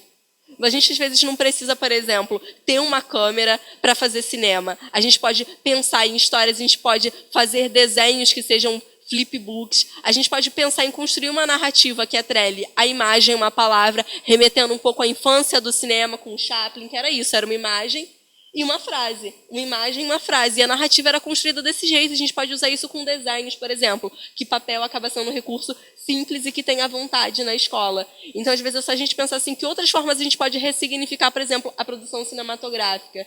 Ou como a gente pode, a partir de uma experiência mesmo, por exemplo, da dança, de colocar o corpo, de trazer a valorização da cultura popular através da dança, ou seja, da música mesmo. Tem um grupo chamado Lenga La Lenga, que inclusive é citado no Caderno 6 também, que fala da música com o corpo, e não só isso, eles usam copos para fazer música, para pensar a questão rítmica. Então, assim, são recursos que estão disponíveis, que não são caros, e que a gente pode encontrar e pensar que outra ressignificação, por exemplo, às vezes a gente pensa, para uma aula de música, a gente teria que ter instrumentos musicais? Não necessariamente, o nosso corpo é instrumento. E a partir disso a gente pode pensar em outras questões. Tanto que a gente procurou fazer aqui, a nossa proposta de atividade, a gente também pensou sobre essa questão de recurso, né? E aí a gente pensou, a gente vai usar a tecnologia, mas aqui a gente está fazendo uma proposta de fotografia por meio com o uso de celular. Estou dizendo assim, pensando na nossa atividade na lista de recursos que a gente colocou. A gente tem aqui recurso principal, o celular, porque a gente está trabalhando com a questão da fotografia.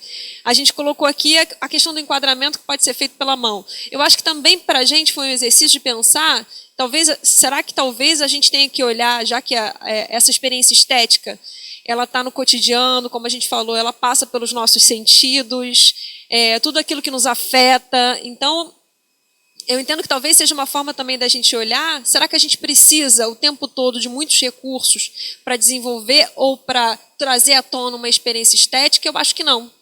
Eu acho que existe um desafio maior para a gente poder enxergar e instrumentalizar isso. Só que não necessariamente, se fala de recurso, nesse exemplo, recurso, eu digo, o uso de uma câmera, de materiais físicos, eu vejo mais um desafio da gente tentar descobrir, eu acho que é mais sensibilizar o nosso olhar para o entorno, de como trabalhar isso. E eu vejo que, assim, a questão da experiência estética, como a gente falou desde o início, sendo ela tudo aquilo que afeta e a qualquer momento, eu vejo que ela é verbal e não verbal.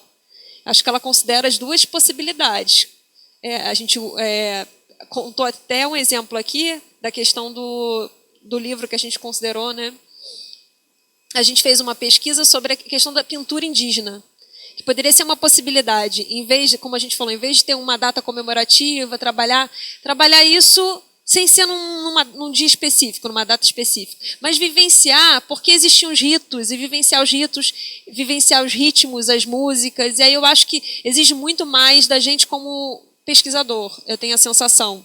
Exige mais de tempo. Eu acho que o recurso maior para a gente é tempo. Só que nos outros pontos eu vejo que exige mais criatividade e uma proposta que a gente fez aqui que eu acho muito importante, que é o trabalho coletivo. E aí eu acho que é fundamental. Eu acho que para fazer esse tipo de proposta e de provocação foi fundamental a troca. Então eu vejo também de potencializar essa troca entre os professores. Eles aqui também colocaram... tá. Vou pegar daqui e dali, vou pegar de 2 grupos. Na verdade, o que vocês devem entender é que muitas vezes a gente acha que a arte ela tem classe média e alta. Mas, se for assim, então a gente está legitimando isso para uma determinada classe. Então, esses alunos das camadas populares, que é o público mesmo da escola pública, eles acabam não tendo acesso a esse tipo de conhecimento, o que para nós é muito perigoso, certo? Porque um grupo vai trabalhar com a sensibilidade e outro grupo não vai trabalhar com a sensibilidade. Eu acho que isso já foi uma coisa que foi colocada aqui. Aí uma professora faz ela faz um comentário muito legal, ela diz assim, que não é uma questão só de recurso também, é o tempo também. Ela diz, alfabetização, o tempo é um desafio, e ela explica muito bem. Primeiro ela diz, o professor não é o especialista. Voltamos à ideia da formação, e aí eu acho que a formação continuada está sendo uma formação inicial para muitos professores, né? Ainda mais em termos de artes. E elas dizem que o tempo todo elas têm que produzir metas. Então tem uma coisa, né, que vai na cobrança desses professores, que muitas vezes tira até essa ideia de artes. Eu acho que é uma coisa para a gente pensar também, né? Quer dizer, a gente sabe que esse professor quer trabalhar com artes, mas ele também precisa de uma formação sobre isso. Também não pode ser uma coisa também feita, né, de uma forma muito vazia. Eu concordo com a professora. E ela também vai dizer que tem uma coisa que pressiona. Elas têm que produzir a tal da meta e a chegar a níveis melhores da ideia de escrita. É como se uma arte, ou se um tipo de comunicação fosse mais importante do que a outra, né? E aqui tem uma outra também. Para professores que durante tanto tempo tiveram arte distante da sala de aula, este olhar que é diferenciado não merece mais possibilidades no debate, na formação? Não se faz necessário um outro olhar para a gente pensar na arte? Porque parece que sim, nós estamos correndo atrás da escrita. Por acaso é a meta, né?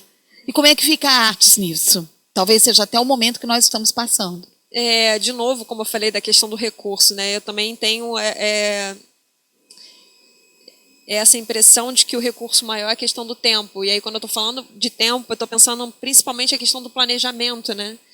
E é de planejar como utilizar, pensar numa atividade com uma experiência estética que faça uma integração com outros materiais que estão disponíveis, como, por exemplo, as obras complementares. É um tipo de atividade que requer um bom tempo de planejamento. Mas aí eu fico na dúvida também até que ponto esse tempo investido em planejamento, ele também não tem como retorno um avanço, eu digo, mais para frente em relação à aprendizagem. Até que ponto o tempo que você investiu no planejamento dessas atividades não proporciona talvez um avanço nessas metas que a gente tanto busca alcançar. Então, de novo, eu faço a aposta que sim. Mas aí falando também, nesse momento, mais como investimento de pesquisa. Eu tenho a impressão de que o investimento no planejamento desse tipo de atividade integradora, usando a arte, com esse olhar, como vocês estão dizendo, um olhar outro sobre a arte, ele pode facilitar mais para frente ao alcance das nossas metas. O problema é que a gente fica dividido. Ou eu trabalho com isso ou eu faço isso. Então, até que ponto a gente pode fazer um trabalho integrador? Que você envolva todas as atividades que você precisa para gerar as suas metas e que essas atividades incluam a parte da experiência estética.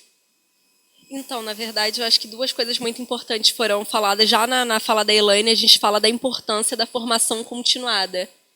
Eu acho que haver não só uma formação inicial, mas a formação continuada, até porque é nesse momento, pós-indução profissional, que os docentes estão nesse encontro assim, com os embates mesmo da vida cotidiana, de tempo, de planejamento, de lidar com as turmas, de lidar com as temporalidades e com toda essa pulsão que são essas crianças, é a gente pensar assim, que bom que existe um programa como o PNAE e que possibilita esse encontro. A gente tentar cada vez, a cada encontro, a gente tentar aproveitar ao máximo e potencializar nossas vivências.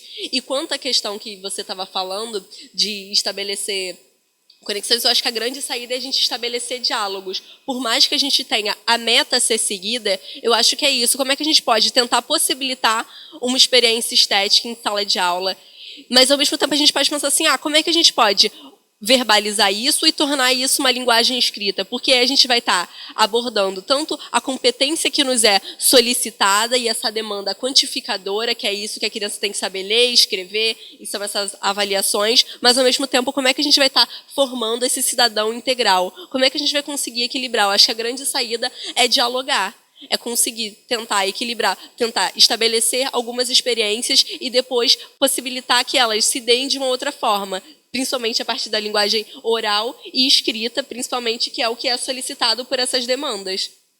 Também uma importância de ter no currículo aí de formação continuada, como a gente falou, que é inclusive uma proposta e uma defesa, como eu citei aqui, da Ana Ivenic, da UFRJ, é de ter a questão do tema também da interculturalidade nas formações, porque é um tipo de questão que traz também a sensibilização para olhar para essas diferenças. A gente está apostando na questão da arte, mas integrada com a questão do olhar da diferença. E a gente está falando, como você disse, de todo e qualquer tipo de diferença. Diferente de aprendizagem, diferença social, de pensar que também falta, talvez não, eu entendo com certeza, a questão do tema multiculturalidade, interculturalidade na formação continuada, para a gente poder olhar para essas estratégias diferenciadas. A sensação que eu tenho é que, às vezes, a gente não tem, não resulta, a gente não cria muitas estratégias diferenciadas, porque a gente também tem pouco contato com essas novas propostas ou teorias sobre essas diferenças. A gente continua reproduzindo um tipo de cultura da escola, acreditando que essa cultura nos representa e resolve. Talvez não, talvez tem que ter outras culturas para a gente poder pensar de outras formas, né? Tem uma pergunta que está aqui no... Ésila, deixa eu ver aqui. Bote de novo aqui, Ésila, enquanto eu puxo outra. O grupo está conversando, dialogando bastante no chat. Tem uma professora que lembra o Nordeste.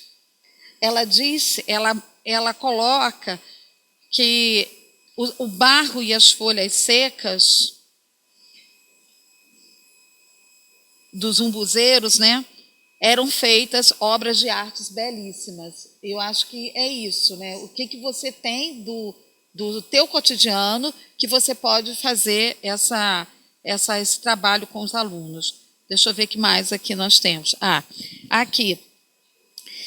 Da mesma forma que existe na escola um espaço destinado à alfabetização na linguagem das palavras e dos textos orais e escritos, é preciso haver cuidado na alfabetização nas linguagens da arte.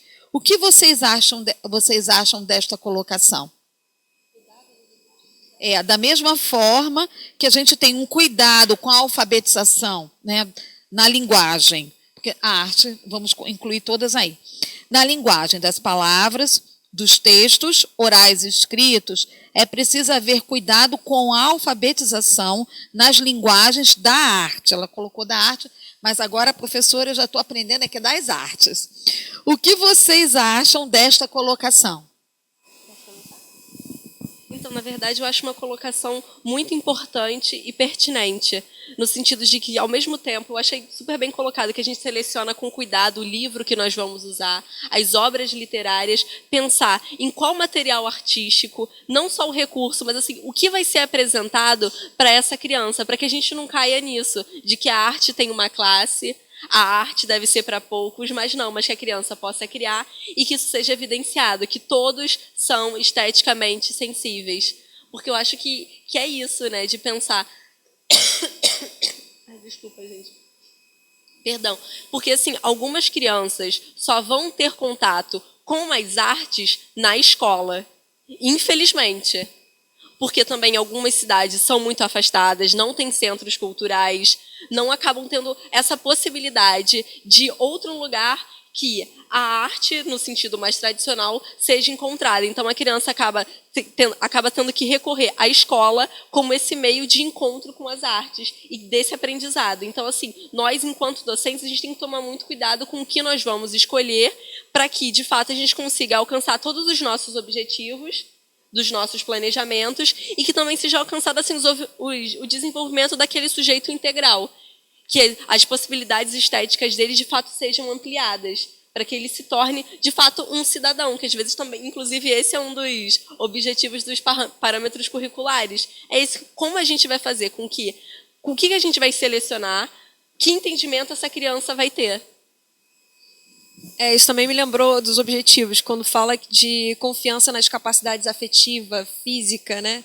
E fala sobre o sentimento de confiança. Eu acho que tem que ter cuidado, sim, exatamente, só complementando o que você falou, para esse cuidado da exclusão, de quem não tem, ou talvez não traz, evidentemente, um repertório considerado artístico, não se sentir incluído em qualquer tipo de atividade. Por isso que a gente tem que fazer essa releitura de não pensar se a gente não está reproduzindo algumas normas, como a gente até fala da questão do preconceito linguístico, acho que a gente pode até fazer uma relação da norma prestigiar, da norma padrão, ela existir, mas existem outras manifestações. E no momento que a criança está ali vivenciando esse espaço novo, vivenciando esse momento super importante para ela, sentir em algum momento que aquilo que ela traz, seja na linguagem dela, seja na bagagem, ou aquilo que ela não traz é um ponto marginalizado, isso pode ser um problema sério no processo de alfabetização, né? Tanto é que quando a professora falou dos umbuzeiros, eu achei uma imagem belíssima, e que é isso também, da gente pensar numa valorização. A gente está tratando de uma arte que é reconhecida, que é a escultura, mas trazer aquilo para um outro contexto, para outra realidade que era comum.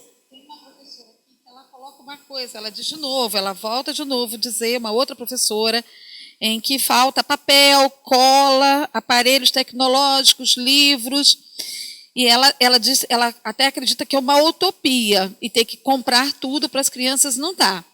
Então, ela tem que usar jornais velhos, PET, papelão, enfim, tudo que é possível sem custos.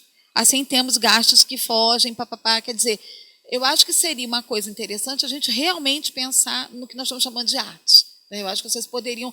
Ela está falando de coisas que estão bem à mão das crianças. Jornais velhos, papelão, PET. Teve uma época ligada à ideia de reciclagem como arte. Eu acho que a gente... Pois é, eu gostaria que vocês poderiam... Vocês querem comentar sobre isso? Sim, com certeza. Eu acho que, por exemplo, pensar na questão dos jornais, de revistas, de materiais, eu acho que, assim, porque já existem alguns artistas que trabalham, inclusive, com isso, e que pensam a questão da colagem, da gente ressignificar os espaços de linguagem visual a partir das colagens.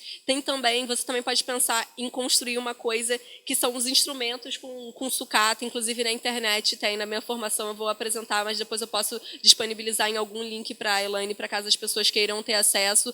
Mas eu acho que mais importante do que isso, pode faltar qualquer recurso, mas não vai faltar o quê? Criança. E essas crianças são...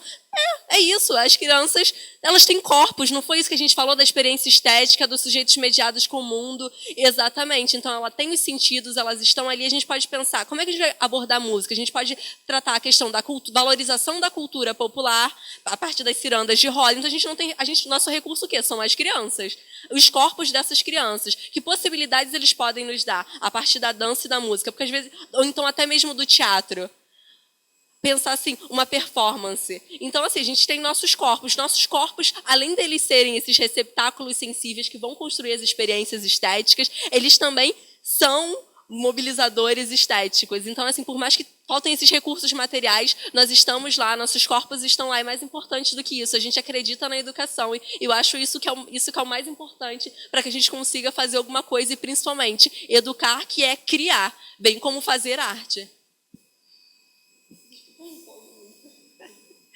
É muito bom. Daniel falou aqui do corpo, que é uma questão que a gente traz em comum, que eu acho super importante, que é, de novo, da gente ter cuidado para esse olhar da arte, o que a gente está privilegiando. Porque volta e meia a gente vai pensar, por isso que a gente até brincou com aquela outra ideia do olhar apreciativo, né?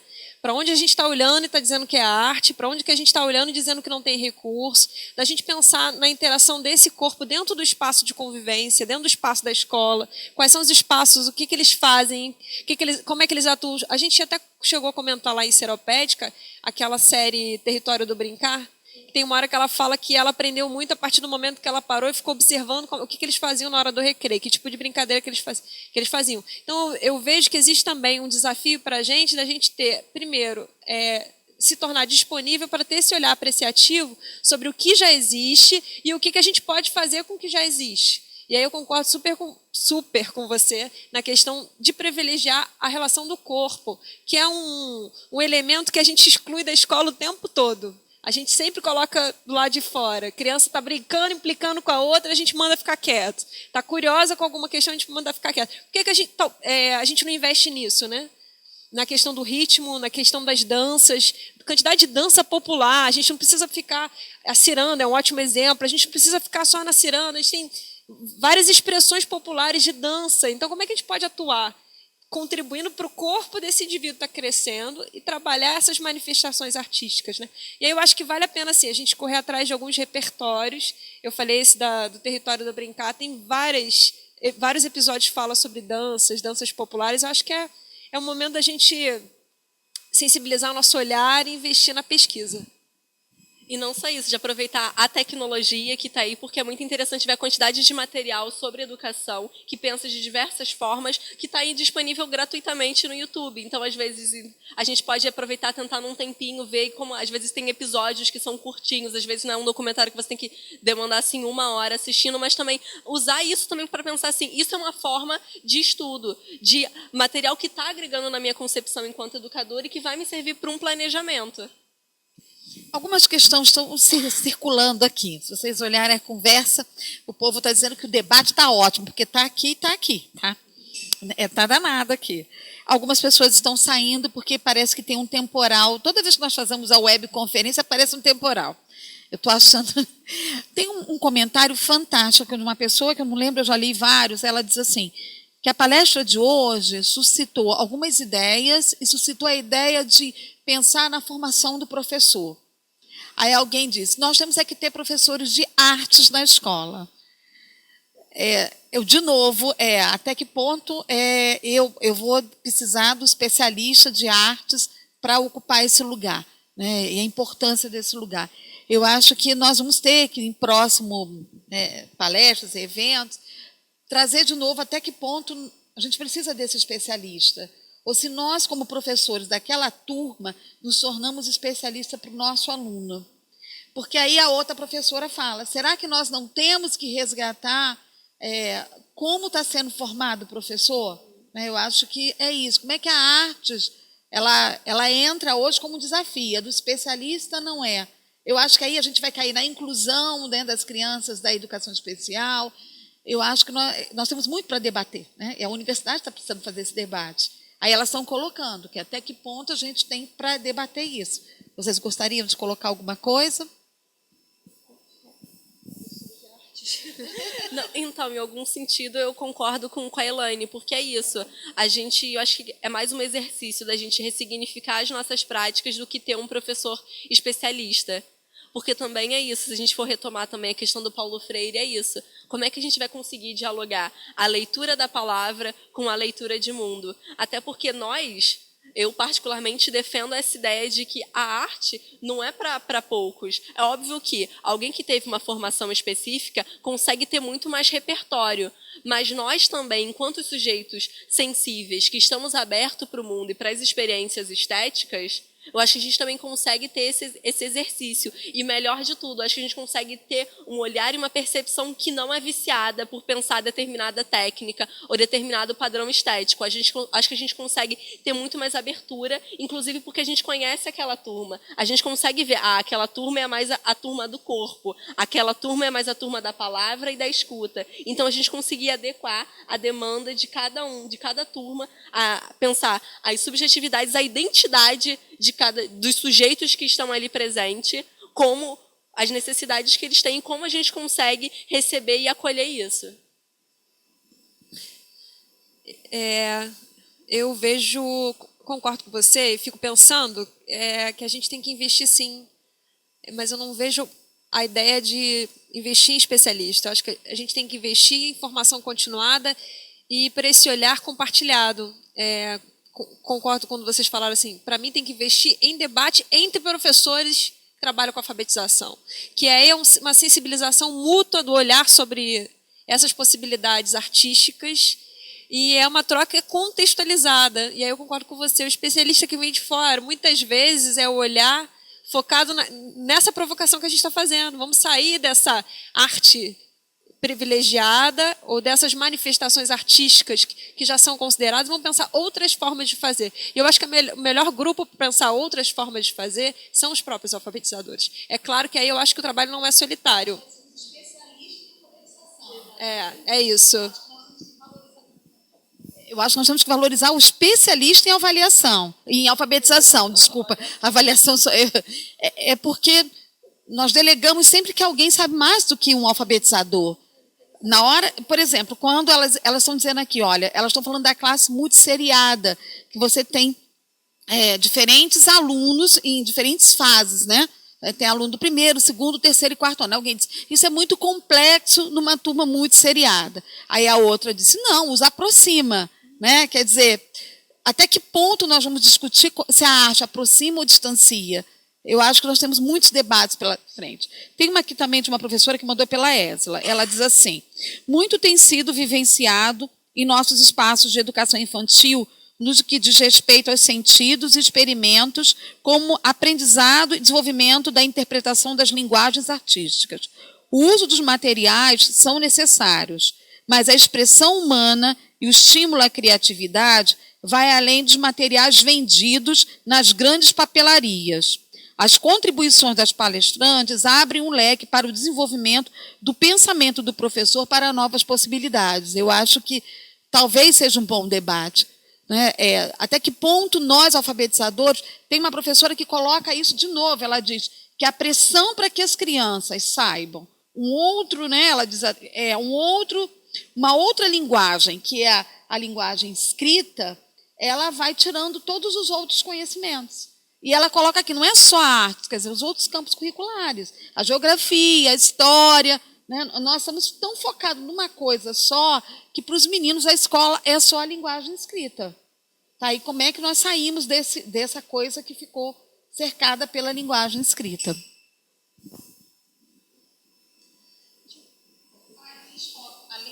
Além da escola multisseriada, ela fala de ciclo, porque no terceiro ano, tem uma professora que coloca aqui muito bem, ela tem que botar o povo para acontecer. Ela tem aluno no processo, né, alfabetizado, tem aluno no meio do caminho, tem aluno não alfabetizado. E essa professora do terceiro ano, ela é, como a gente brinca no PNAE, que é a rainha do abacaxi. Ela tem que dar conta de tantos desafios no terceiro ano, e ela diz assim, como é que eu vou conseguir potencializar uma turma inteira? E ela falou, e aí, será que a arte me ajuda? Né, as artes me ajudam?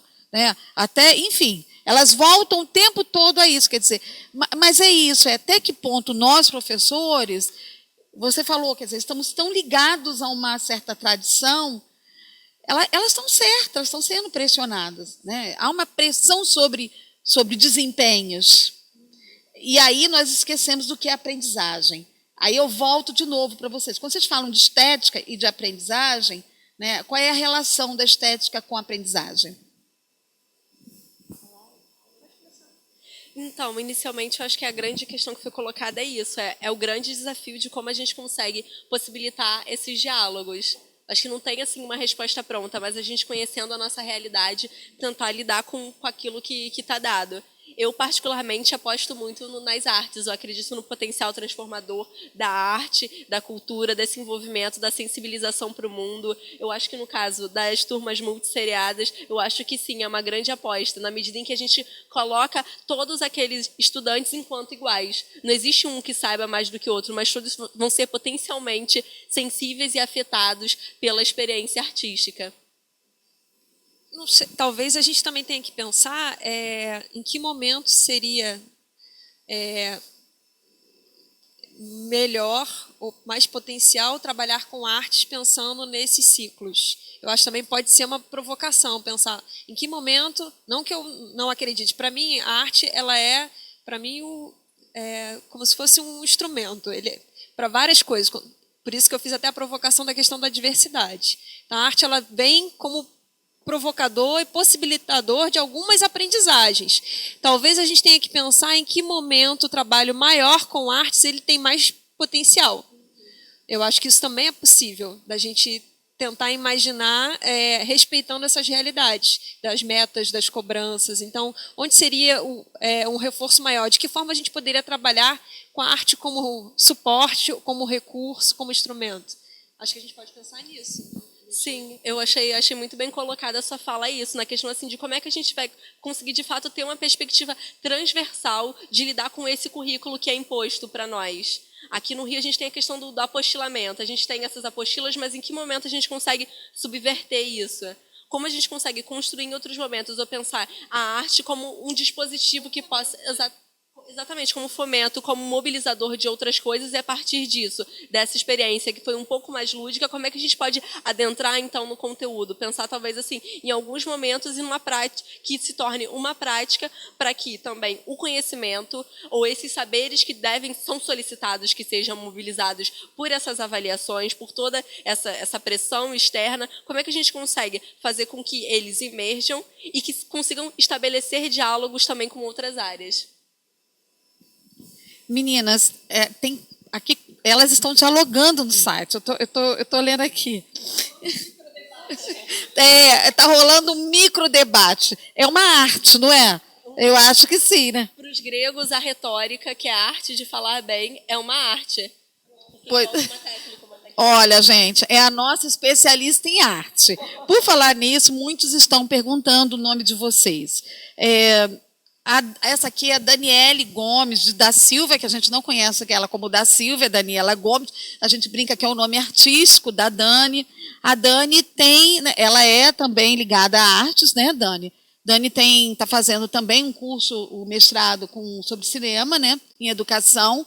Para vocês verem, ela é de artes e está fazendo um mestrado em educação. Então, olha que coisa boa nós temos no PNAE. E temos a Letícia Calhau, que é a professora aqui de blusa amarela, que a gente já brincou com ela hoje, né, de Fátima Bernardes. E aí a Letícia, ela é formada em letras.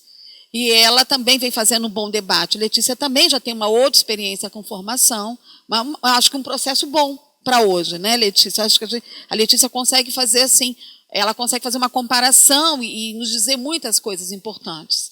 Então, as meninas foram convidadas justamente por isso. Nós queríamos fazer a integração da língua portuguesa. Ela vai explicar um pouquinho.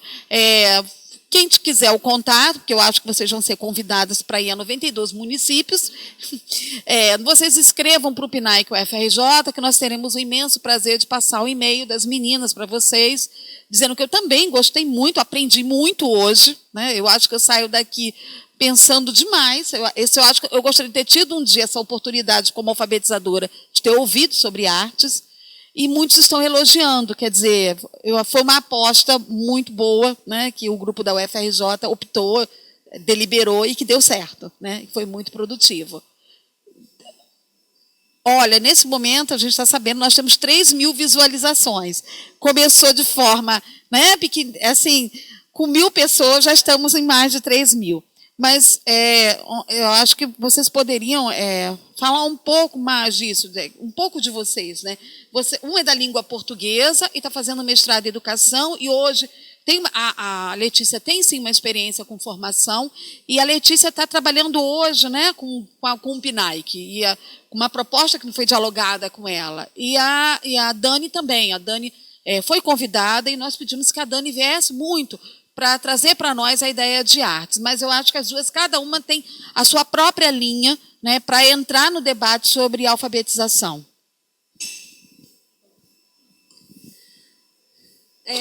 Agradeço de novo. Desculpa, a gente está finalizando. Então, de novo, agradecer pela essa troca, essa oportunidade. Acho que foi realmente um encontro intercultural. Eu sou de literatura, mas estou fazendo mestrado na área de inclusão. Trabalho muito com essa questão da inclusão de diferenças, e por isso que a gente fez essa troca. Meu trabalho específico não é a arte, mas é o olhar para o outro. Então, minha linha é de inclusão, interculturalidade e ética. Então, a proposta que a gente fez será que a arte promove também esse olhar ético, né? O olhar sobre si ético e o olhar sobre o outro? Então, foi mais essa nossa provocação. E eu achei, assim, super, super dupla. Foi a nossa primeira experiência, gostei muito, fico feliz e agradeço a oportunidade. Eu também gostaria de agradecer muito a disponibilidade, a escuta, né, toda essa experiência sensível de visualizar, de nos ouvir, de comentar, de se expressar oralmente. Eu queria comentar um pouquinho também, por conta da minha formação, foi a minha primeira experiência aqui de fazer esse tipo de comunicação. E foi muito interessante, mas é isso, eu sou da linha de currículo, docência e linguagem. Então, eu também penso, dentro da minha linha de pesquisa, isso, como a nossa formação enquanto docentes vai provocar mobilizações com a linguagem artística, no caso, eu estudo especialmente a produção cinematográfica na escola, mas é isso, de pensar assim, que currículo é esse, que pautas são essas que a gente pode dialogar entre as artes, entre as diversas linguagens que perpassam a nossa realidade, que não é só a linguagem escrita, mas é também a linguagem visual. Então, acho que estar dentro dessa linha me possibilita estabelecer essas relações para que eu consiga me conectar e pensar diversas questões, principalmente pensar como a gente consegue unificar a nossa teoria à prática. E eu acho que o PNAEC foi muito acertado nesse sentido de tentar possibilitar assim, essas alfabetizações. Porque é isso, porque a gente não está falando só da palavra, mas desse sujeito que está nesse processo educativo, ou seja, que está se iniciando no processo educativo, que está nessa experiência de aprendizado e de vivência, e não só isso, é um sujeito que está conhecendo o mundo, essas crianças. Então, assim, poder possibilitar, além de uma formação continuada, que possa debater essas questões, que muitas das vezes não fazem parte da formação inicial das docentes, é muito importante. Por isso que eu fiquei muito feliz com esse convite também de estar atuando enquanto formadora, de poder escutar, de poder atender as demandas e de poder compartilhar meus conhecimentos, e não só isso, de poder aprender muito com essas pessoas que têm uma grande experiência e que me possibilitam pensar e ressignificar a minha prática e a minha formação. Para mim é muito gratificante essa troca e estar lá na formação. Eu acho que nós fizemos também aqui uma abordagem sobre currículo hoje, não? O tempo todo, quando Letícia traz a ideia de multiculturalismo, que foi tão caro para nós, né, Letícia, na década de 90, e que, de repente, parece que em 2000 e alguma coisa ficou num cantinho, né, num livrinho que está aqui, mas até que ponto nós abandonamos o início de um debate? Eu acho que eu já fiquei, quando você falou de currículo, né, eu fiquei pensando assim, será que nós abandonamos, né? E por que abandonamos? E agora a Dani fecha de uma forma muito legal. São as alfabetizações.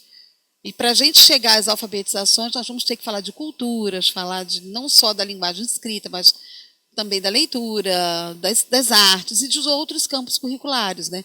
Que eu acho que nós precisamos recuperar isso. E o PNAEC vem sendo essa possibilidade, né, da gente voltar a trazer alguns debates importantes. Eu também tinha um certo receio em relação ao uso da tecnologia, sabe? Eu fiquei muito preocupada no início. Mas eu acho que foi uma experiência também significativa para a universidade, porque nós estamos colocando pessoas de campos distintos para falar ao mesmo tempo das alfabetizações. A primeira foi o Diego e a Adriana, né, que já nos surpreenderam, né? O Diego já veio com toda uma explicação, a Adriana falando desse material didático, que tinha de pesquisa sobre material didático, e hoje a gente junta duas linguagens fortes para falar das alfabetizações. Eu gostei muito da expressão. Eu acho que eu nunca mais falo alfabetização também, viu? Depois de estética, que eu aprendi, artes, e agora alfabetizações, né? Eu estou aprendendo também. E o PNAEC é isso, é muito bom ouvir esse professor. Para nós ficamos desesperados aqui, pedindo, né, à empresa para botar o chat, porque é essa voz docente que nos amadurece enquanto profissionais, né? Eu acho que eu vou ter que terminar aqui por causa do horário, nós já temos um certo horário, estamos no espaço aqui emprestado. Deixa eu ver se o Alexandre não mandou mais nada para mim. Mas, então, eu vou colocar aqui, tem o povo todo mandando fotografias assistindo. Muito obrigada. Olha, mandem quantas fotografias vocês quiserem, nós amamos. E aí tem um comentário assim, que eu acho que é para vocês, eu acho que vale a pena ler. Maria Hilda de Miguel Pereira. Ela diz assim, boa noite. Parabéns a Letícia e Daniele. Infelizmente, ainda somos presos a temas, mas gostaria que falassem mais um pouco sobre o que vocês colocaram. Não deveria existir um momento específico para temas. Eu acho que... Será que nós vamos ter tempo para isso hoje? Elas estão propondo que vocês voltem, tá? E aí a gente pode ver um outro momento para que vocês possam retornar. Maria Hilda, nós prometemos a você que nós vamos voltar com as meninas. E aí ela diz assim, Seropédica parabeniza E todas as orientadoras estão adorando. Parabéns a Letícia, nossa querida formadora. Tá, ó, fã-clube, ela ficou feliz, tá? Todos estão mandando e elas estão dizendo que é necessário no outro grupo que o debate volte, né? E aí eu acho que nós precisamos ampliar. A Ariel também parabeniza. Queremos mais espaço para debater experiência estética. Eu acho que elas estão sugerindo coisas, tipo assim, nós estamos tirando, eu acabei de dizer, abrimos mais uma vez a caixa de Pandora para tirar. E aí eu agradeço a vocês duas, né, pelo convite. Nós estamos hoje, né, como eu digo, já tem música de Natal na televisão, e nós estamos fazendo formação continuada. E uma coisa que o Diego chamou a atenção essa semana, ele disse, como é que pode, né? Às vésperas do Natal, professores lotando salas para falar de formação. Eu tenho a impressão hoje, e isso acentuou com a fala de vocês, que quando você falou assim, a formação continuada é necessária. A academia, ela vai defender que a formação tem que ser lá na escola, em locos. Eu penso que hoje a nossa formação inicial não dá conta de tudo, e não dará. E são esses espaços coletivos que vão nos aproximar das alfabetizações. Talvez nós vamos ampliar esse debate com especialistas de outras áreas para poder a gente chegar. E eu acho que a arte abriu, né, esse belo debate aí. E agradecer a vocês pela participação, pela disposição de vir hoje à noite. Sabe que vocês trabalharam assim arduamente semana passada, estão hoje aqui contribuindo, e agradecer a todas as pessoas que estão nos assistindo, dizer que amanhã tem mais, né? Temos mais duas colegas que virão amanhã, que também têm uma temática para desenvolver, elas também farão uma dobradinha, vão desenvolver de forma também interdisciplinar. Essas duplas estão nos surpreendendo, e nós vamos continuar com o debate amanhã. Quem quiser enviar pergunta para as meninas, nós repassaremos, é só escrever para o PNAEC e o FRJ, nós teremos o prazer de repassar para a nossa dupla aqui. E vamos trazê-las em outros momentos. Primeiro, para discutir o que significa essas alfabetizações, o que significa desenvolver uma experiência estética. Eu acho que alguns conceitos ficaram hoje para a gente ampliar o debate e chegarmos à formação continuada, porque na alfabetização, a Dani hoje deixou bem claro, um alfabetizador não pode se contentar só com a formação inicial. Eu acho que não dá, alfabetizar não é uma coisa muito fácil. Não basta um livrinho debaixo do braço e muito amor no coração. Gostaríamos que fosse assim, mas não é, algo bem complexo. Então, um alfabetizador talvez seja o professor que mais precise de bons debates, de um apoio grande, né, e de um acompanhamento, mas não de um acompanhamento de desempenhos, como elas se mostram, né, pressionadas, mas de um acompanhamento pedagógico, de debates, de voz, de fala e de muita integração, né? Eu vou terminar aqui, se vocês quiserem falar mais alguma coisa, eu deixo com vocês. Eu estou com super dificuldade de olhar para a câmera, não sei se vocês perceberam. Não, só agradecer de novo, estou super disponível aqui para a gente ampliar e por espaços alternativos, na estratégia que vocês encontrarem, que puder trazer sobre essa contribuição de diversidade, de olhar para a diferença, para a questão de alteridade, eu estou disponível. Agradeço o carinho, pessoal de Seropédica, beijo. Eu também quero mandar um beijo para o pessoal de Friburgo, também meu polo aí representando, e também queria agradecer assim, e solicitar, mas também dizer que eu estou sempre disponível, caso vocês queiram mandar e-mail, enfim, a forma que vocês encontrarem, porque eu acho super importante, e é isso, eu estou muito disponível a aprender cada vez mais com vocês e compartilhar um pouquinho do que eu sei também. Olha, está chovendo mensagens aqui. Gente, nós vamos terminar considerando o horário e o espaço emprestado. Mas nós gostaríamos de dizer que nós já pedimos à empresa para baixar a palestra, a apresentação das meninas. Algumas já estão me mandando várias mensagens que estão querendo o áudio para usar em informações. Nós temos um prazo, a empresa ela não consegue baixar o arquivo muito rápido. O Luiz está aqui, né, que trabalha conosco já há um tempo, não é uma coisa muito rápida, demanda um certo tempo, elas têm que fazer todo um trabalho de edição. Então, provavelmente, segunda-feira, Luiz, no site, provavelmente, segunda-feira, estará no site da UFRJ, do PNAE UFRJ. Aí vocês vão poder assistir. Quem pegou pela metade vai poder assistir na íntegra. Teremos lá, nós colocaremos a apresentação das meninas para todos. Nós agradecemos mais uma vez, uma boa noite para todos e esperamos vocês amanhã para mais uma apresentação e mais descobertas, tá bom? Obrigada e boa noite para todos.